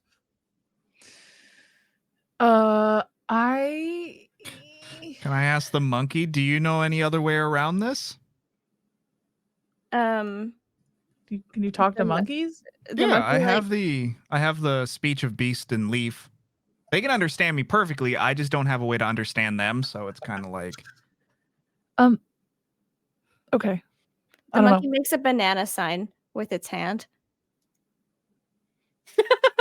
I think it wants you to King make Lou's another fell. banana fell. That's okay. If I Banana. give you a banana, are you gonna help us? Thumbs up or thumbs down, or do you just want a banana? It just like does that. Grabby hands. Just wants a banana. Fine. Here's 5 bananas. Screw it. It like you know what? is like going like that with all the bananas. And then it just like points to like a vine that's hanging from a tree and shrugs. It swings across the castle. I mean, I not don't gonna have- lie, adventure. Do any of us have Featherfall? Mm-mm. No. I don't even know what that is. Okay, then this seems like a bad idea to Yeah. use this vine. Does But it's up enlarge to you. enlarge reduce that spell? Can you use that on things like a chasm? Or can we make can I make all of us big enough to just take one step across it? Like, is that a I don't Sounds think it kinda makes broken. you that big. Okay. It makes you like one size bigger. can I make the broom creature- bigger? I think you could make the broom bigger. But it still can only carry Reduce, four. however, Yeah. its weight is reduced to 1/8 of normal. Ooh, So just acorn size reduce- for everyone. Reduce Fell and Fell, carry Fell. everybody. Yeah. All right. Fell's gonna be an acorn again. What? I'm not the biggest And I'll fly. person. I'm not the heaviest. I thought you were. I thought you're 300 pounds. You're like 8 feet tall and at least 300 pounds. Yeah. I have written oh, that's my age. Never mind. Yes, you're right. I was like, I definitely tweeted Numbers. this character Yeah, description you know, as you you're being right. 300 pounds. Meep, do you want to keep this monkey friend forever as your pet? He kind of seems like an ass, but I'm kind of into that. So like, I mean, I can relate Okay. to that. Kind of Because do.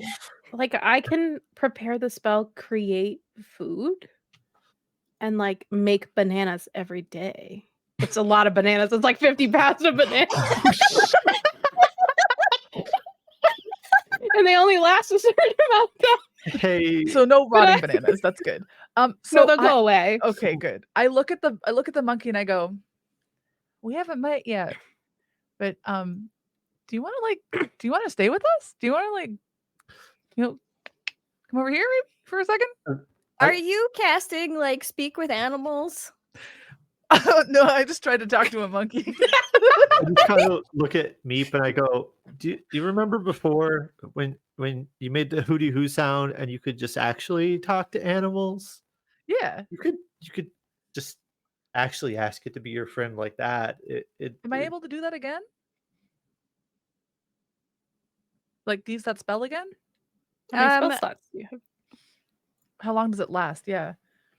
It lasts like I think 10 minutes, and it's definitely been more than 10 minutes since earlier today. Can I cast no, that's so mean. I already offered. Yeah, never mind. Okay. Go. Okay. What would you like to do? I'd like You to cast the spell, or I can't talk to it, so I can't ask it. I mean, you can cast the same spell twice. Can I actually? I thought I had to sleep first. no, you just have to use another of your first level spell slots to cast it again. Oh, gotcha. Okay. Yeah, I want to cast that spell again so I can talk to it and see if it wants to hang out. Okay. Oh, I know one of your goals today is to do something brave. Does Hmm. Meep consider this something brave? Asking a Ca- monkey to be your friend. I don't think so. Okay, but this is working towards your gain an animal companion quest. Yeah. Yes. Okay. Yep. Roll. You could either roll animal handling or persuasion. Okay. Animal handling or persuasion. Okay. Boop. 10. The monkey gives you one of those, and like a little shrug. And I say back to it, I redact the offer. Shit. Like and I'd also like to cast locate animals or plants because I want to try and find a sheep. What? Sounds really cool. It sounds soft and fluffy, and it goes as you did earlier. So yeah. As you like turn away, the monkey's just like, "Wait, I wanted to get to know you better," but you're busy casting another spell. Yeah. Google, are there sheep in jungles? I don't think so. I think so. No, I don't want a Minecraft. No, I need real life. Sheep do Whoa. not live in the rainforest because they're not stable enough to even have their fur wet. You know what? That's fair. According to Google, that's Makes a little sense. sassy, but okay. It makes sense. So yes, you're able to cast that and look for sheep, but unfortunately, there are no sheep here. Okay. She's upset. She's sad because she really does want to have a pet, but this monkey's kind of an ass, like she said earlier.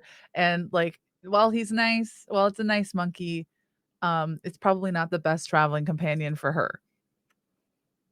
keep my monkey. It's okay. Also, it seems to have really bonded with Dragomir. Yes. Oh, we're gonna Also, put Scully. JK, the food does spoil Oh, if uneaten after 24 we're gonna hours. smell like rotten bananas and have like little fruit flies all It's over us. Like, 45 pounds of Holy shit. And a third level spell, which I have 2 slots per day. So maybe the monkey can find his own bananas. Yep. We're in a jungle. Like, it's fine. Yeah. Okay. So after, go ahead. I was gonna say, okay, are we gonna get Meep to attune to this broom? So Yeah. Yeah. So Yes, once it's happening. Meep is done, asking a monkey to be your friend and looking for Getting sheep, rejected.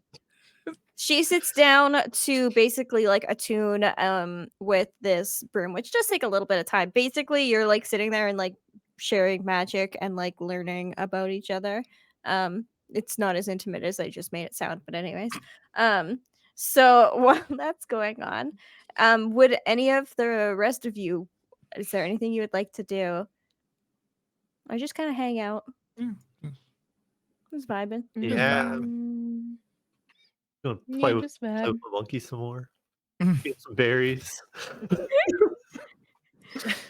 Awesome. So at the end of the hour, the sun has gone down more. It's like twilight at this point, and Meep, you're ready to go. And Meep, as you finish attuning with the broom and you look up to your friends to say something, the monkey jumps in and like hides in Dragonbear's backpack, and the forest goes quiet. Also, we're in a clearing. Mm-hmm. What's in it? Hold Wide on. open spaces. How do we know what's in the bag of holding? Bag. I of have holding. I have a lot of it written down. What are you looking for specifically? Something large. I have the tail of that Catableepa Okay. in there. Mm, I have a potion of longevity, a bag of beans. There are 7 beans. what do they do? They're just beans. I don't know. Okay. Can't we just fly across? Oh wait. What if it's Has it been an across? hour? Yeah, you're Yeah. ready. You just finished attuning when this happened. And Pass Without Trace is gone now, right? Yeah. I think. Yeah, I think it only lasts like an hour. Because that was earlier today, and you've been attuning, so you haven't been like concentrating on a spell. Right. Yeah, it's an hour. I still have. Can I use it twice in one day or just once? How many spell slots do you have left? 3, and I've used 2 of them. So I have 1 left.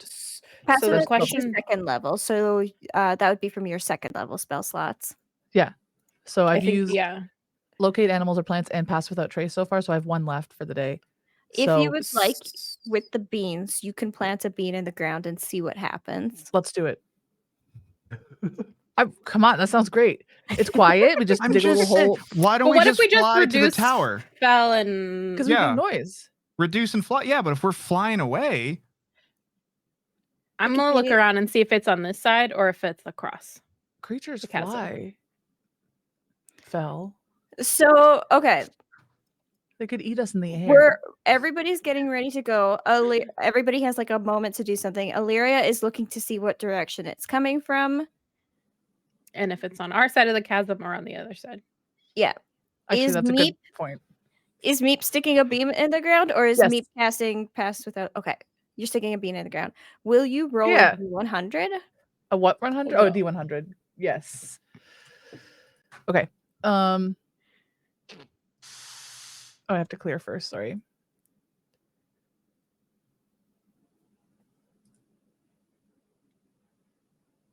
$41. Okay.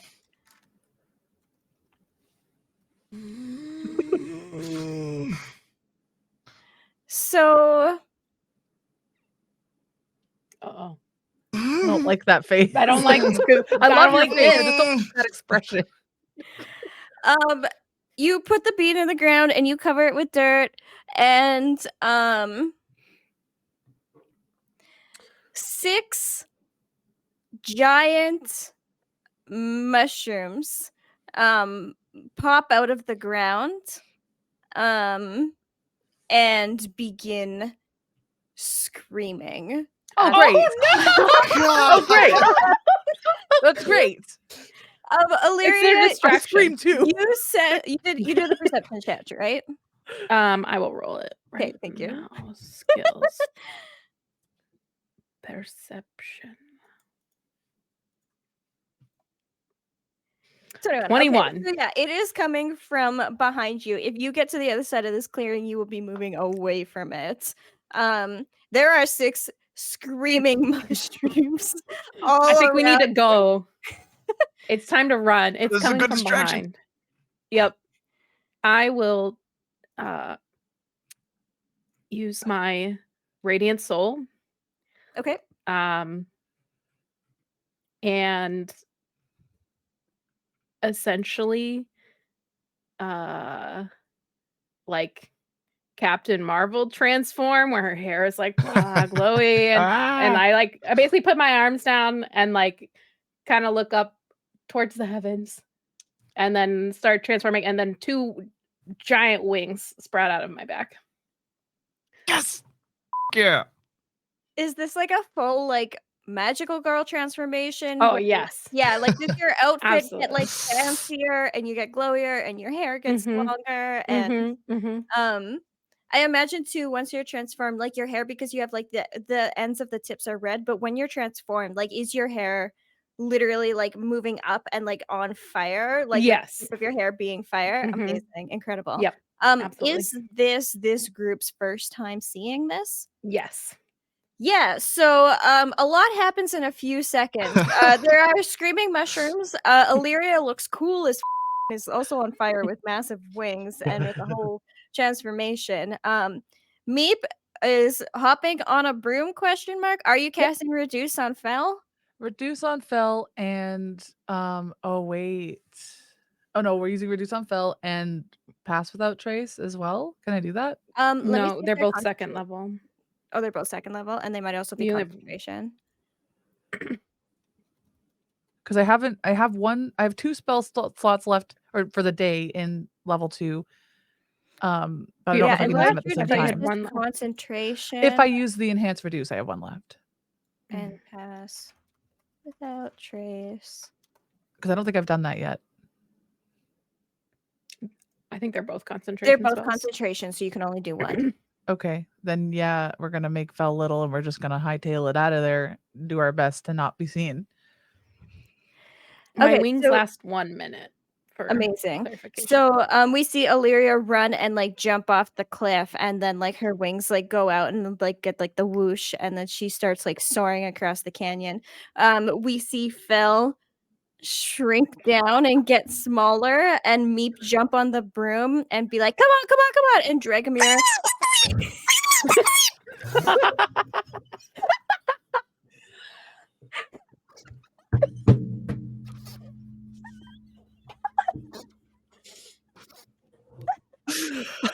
I fully thought something just broke in my computer because I had no idea where that sound was coming from. I was like, what?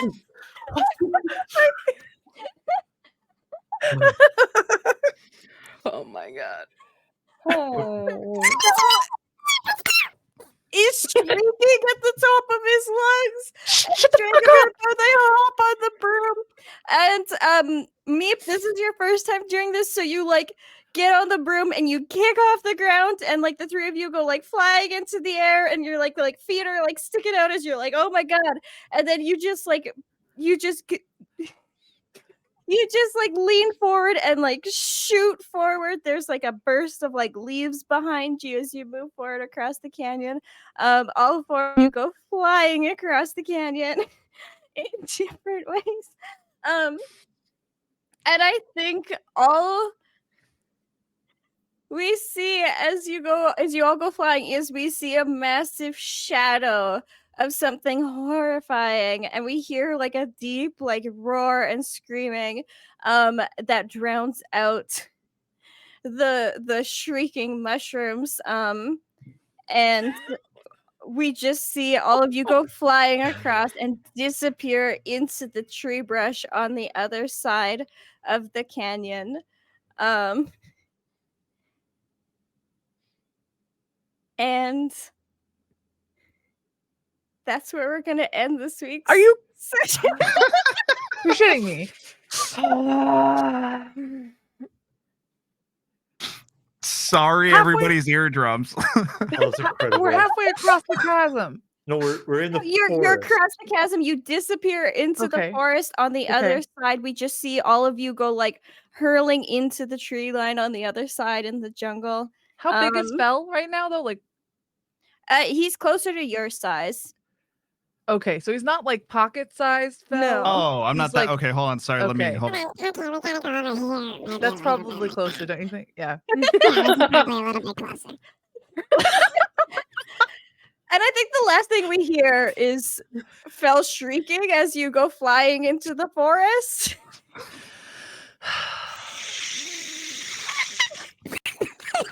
That was a hiss. The laughter. I don't know how to yell without everyone's ears. And yeah, y'all like tumble into the forest, and then the credits start rolling. So, thank you all so much for my watching. God. Thank you for being here. Thank you for lurking or chatting, or again, thank you for the bits for the mod team. Thank you so much to the mods for all of your hard work. Thank you to the VOD watchers and the YouTube watchers. Thank you all so much. Again, if you would like to support our show and what we're doing and help us get character art commissions, you can do that at Pally. That is how we are funding this show. So exclamation point DnD, there's a Pally link that you can tip us if we have provided you with some entertainment. Again, thank you so much to the mods. Thank you. Pixel has been the one editing all of our VODs for YouTube. Thank you, Pixel, for doing that. Bran has been working so hard behind the scenes on production. He's always in our ear, letting us know what's going on and changing scenes and stuff like that. So thank you so much to Bran for all of your hard work. And let's go over our goals and see what we've accomplished. So I have Illyria's sheet up. So did you make or appreciate something beautiful today? Definitely yesterday when I prayed with Doran. Hell yeah. So yeah, you get a pip for that. Today I saw some screaming mushrooms, but I don't know. Beautiful, questionable. Yeah, I don't know. And then your second goal was find a follower of Onos. You made some progress on that. You've absolutely made some progress on that, so you get a pip for that. And that is a full bar. So everybody can add 1 XP to the team XP, which means we're 1 away from a level. And then goal 3, find dad, long term. I don't think we made progress on that today. No progress. Fell. Did you find or make progress on the Australian red leaf? Most likely no. I technically did gain a way to make it, but yeah, so that is up to you. If you want, you can paint this flower into existence, but would that feel... It's up to you. It's completely up to you and Fell. no. Yeah, okay. So no progress on that. Goal 2, talk to Moonlit. Hell yeah, you did. So you get a pip for that. And then goal 3, gift Meep something special. Meep. Did you get a gift that was special? I got a really cool quill and a really cool journal. Yes. It was special. And a joint. So that's cool. And that's Oh, true. true. That counts. Yeah. So you also get a pip for that. Hell yeah. So that's 3 out of 5 for Fell. Dragonbear. Yeah. Let's take a look. Goal number 1. I would say you made progress on forging a Cataplepus tail. You asked somebody about it, and you were like, I know some better blacksmiths at home. So you can have 1 pip for that. Okay. Get 1 new piece of information on the Colosseum. I got like 4. It's great. Yeah, you did. So you actually get 2 pips for that. Cool. So that's a bar and +1. Yeah. So everybody, you've leveled up. We did it! Yeah. Hell yeah. And then I'll have to redo your sheets because it'll take a new amount of experience for the next level, but we can still keep track of our team XP. So if somebody can mark that down somewhere else for next time. make a But yeah, note. between this week and next week, y'all are level 6 now. Can we roll for health? Would you like to do that tonight after goals? Hell yeah, Yeah. we could do that. Goal number 3, help Keswick with dealing with the monster problem. You are working on it, so you get a progress XP It's on like that. our whole main quest. My goal is complete our main quest, apparently. Hell yeah. And then Meep. Still looking for a pet of some kind. You made progress. Yeah. You got a It progress wasn't goal. the right pet. Mhm. Yeah, but you're Do I working go- on it. You are actively seeking that in the world. Is that Goal a number- pip for that, or do I have to get the pet to get the pip? No, you get a pip for Oh, progress. perfect. Okay. And then goal number 2, do something brave. Do you feel like Meep did something brave? Yes, she wrote on a thing. First of all, she tattooed a Goliath. That's brave, I think. Second of all, she wrote on a broom, and she's never done that before. That's pretty brave. So yeah. Hell yeah. So you get another pip for that, which is a full That's bar cool. for you. Mhm. So everybody can add 1 to the level 6 tracking. And then Wait, how do I do that? Um, When Keeping it's already- track in the Discord. Oh, okay, you got it. Gotcha. cool. And Yeah, then we'll reset okay. that for next time. And then goal number 3 was find the most perfect hat in the world. Do you feel like you made experience or progress on that today? Not today, no. Okay. And then whoever would like to, we'll go over to our Rolly page for anybody who would like to use Roll to roll for health. If anybody else would like, we can take the average. Do you allow rerolls of 1s or no? Yeah, absolutely. So it's our dice type, right? So I get a D12 for mine, or Mhm. Yeah, It's the the same as same your as your hit hit dice. dice. okay. And so, I'm Candace and lost. Pixel, if you're looking to do it, if you go into your character sheets Mhm. and you go to the hit dice section, which is in the health section, it says Meep, your hit dice is a D8. So you can roll a D8 for health, or if you want, you can take the average.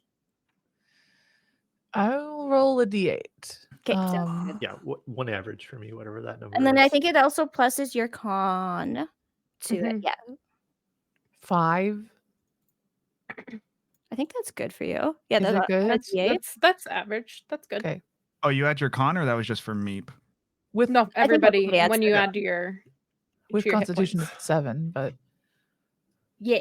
Oh, so a add D12 7 to plus. your max. Oh, okay. Oh, So damn. D8, so you got a 5, and then plus your Constitution, which is for Meep, that's +2. So you get 7 more HP, okay.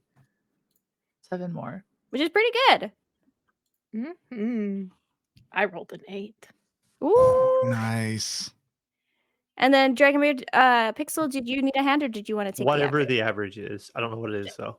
Yeah, for sure. We can figure that out. I'll look So that I up. can add 7 to my hit points like now in roll. Yeah, so your maximum HP before it was 38 and now it's 45 total. 45. So Okay, your cool. max hit point pool is bigger. Change that. Did we want to do the group questions? Yeah, thank you. I forgot about that. So group XP. Did we learn more about a threatening plot?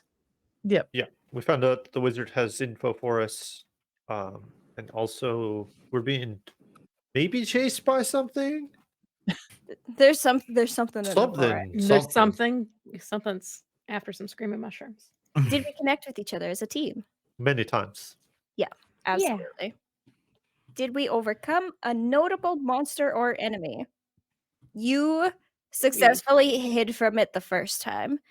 There are more than one way to overcome an enemy. Sometimes it's fighting, sometimes it looks a little bit different. So yes, you did. Did we learn something new and important about the world? Yes. I learned about the existence of fate Mm. as a deity, an old deity that has been lost to time. Meep Also, learned apparently, about- there's screaming mushrooms in this world. So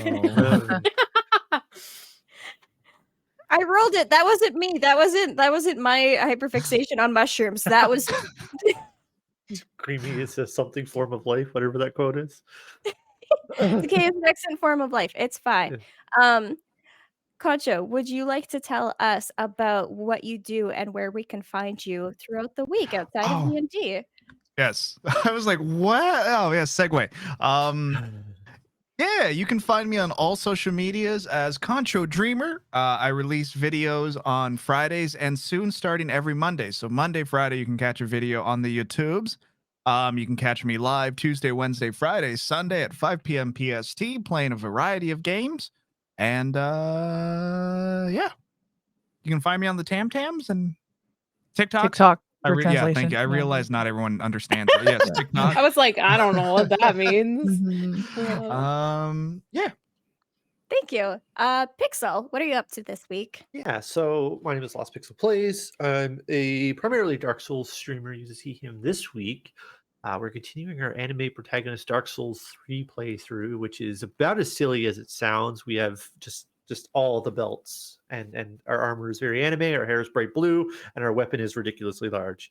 We're going to be continuing that on Tuesday and Wednesday, and then Friday we're going to dive back into Resident Evil 2, which is significantly scarier than I thought it was going to be. Mhm. So if you want to watch me kind of freak out and run away from zombies, Friday is the day to come hang out. Hell yeah. Hell yeah. Destiny, would you like to tell us what you're gonna Yes. do this week? Yes. Hi, everybody. My name is Destiny, or HeyDestineeRea, REA, on all social media. This week on Twitch, we are continuing our Crochet of Phoebe and our 200 plus ticket hunt for Azalea in Animal Crossing. Someday we will find this rhino. It's been 4 weeks of me saying that. But yeah, that's mostly what we're doing this week. Amazing. Candace, would you like to tell us what you're up to this week? For sure. Hello, I'm Candace or ThanksInternet, and you can find me on all socials at ThanksInternet or ThanXInternet, one or the other. And I this week actually I'm going to be taking Monday and Sunday, Monday, Tuesday off because I did a 24-hour birthday stream yesterday. And then Wednesday is whatever we want Wednesday, WWW Wednesday. So usually that's up to a chat vote, and we hang out and chat for a good while there. And on Thursday, my plan is to continue our second playthrough of Detroit Become Human, where chat is able to influence the outcome of the decisions that we make during the game. So that's what I'm up to this coming week. So no Hell talk show. I normally host a talk show on Mondays about the internet, gaming, streaming, but no talk show this Monday. So Awesome. And now it's my turn. Hi, I'm Del. I'm DelTheLemon on most platforms that I'm on. I usually post vlogs on YouTube on Saturdays. I'm not currently doing that this week because I was up too late last night playing Fortnite. I don't have a weekly schedule Same. right now, but I always tweet when I'm going live. So you can find me on YouTube, on Twitch. Starting in February, all of my stream alerts will be Waluigi themed. So if that piques your interest, you can God. come check that out. Currently, I'm doing drawing and just chatting and Animal Crossing and things that don't take a lot of encoding problems, power, because I have PC issues. But yeah, if you want to see what I'm up to, I would highly recommend Twitter because that's where I post what I'm doing and what I'm not doing and everything in between. Thank you all so much for such a lovely session. Subscribe to Internet's YouTube so you can catch the VODs and help us out over there. Other than that, I think, again, thank you all so much. Thank you to the mods so much. And we'll be back here next Saturday with episode 5 of Into the Darkness. So, after most people have left the theater, but you are all still here, we get a shot of a mine. We see dwarves mining and working on weapons, and the camera pans down throughout the floors and gets deeper and deeper into the mine. And as it gets deeper, we see dwarves making weapons. We see them making swords. We see them making axes, but they're not in the usual dwarven style. They look very different. They are a deep purple with glossy red jewels. And then as the camera falls deeper throughout the floor, we see dwarves sitting at a beautifully carved chamber deep within the earth. And at the other side of the table, there are tall figures in hooded cloaks, and we just see them reach out and shake hands with them. And then the camera goes to black.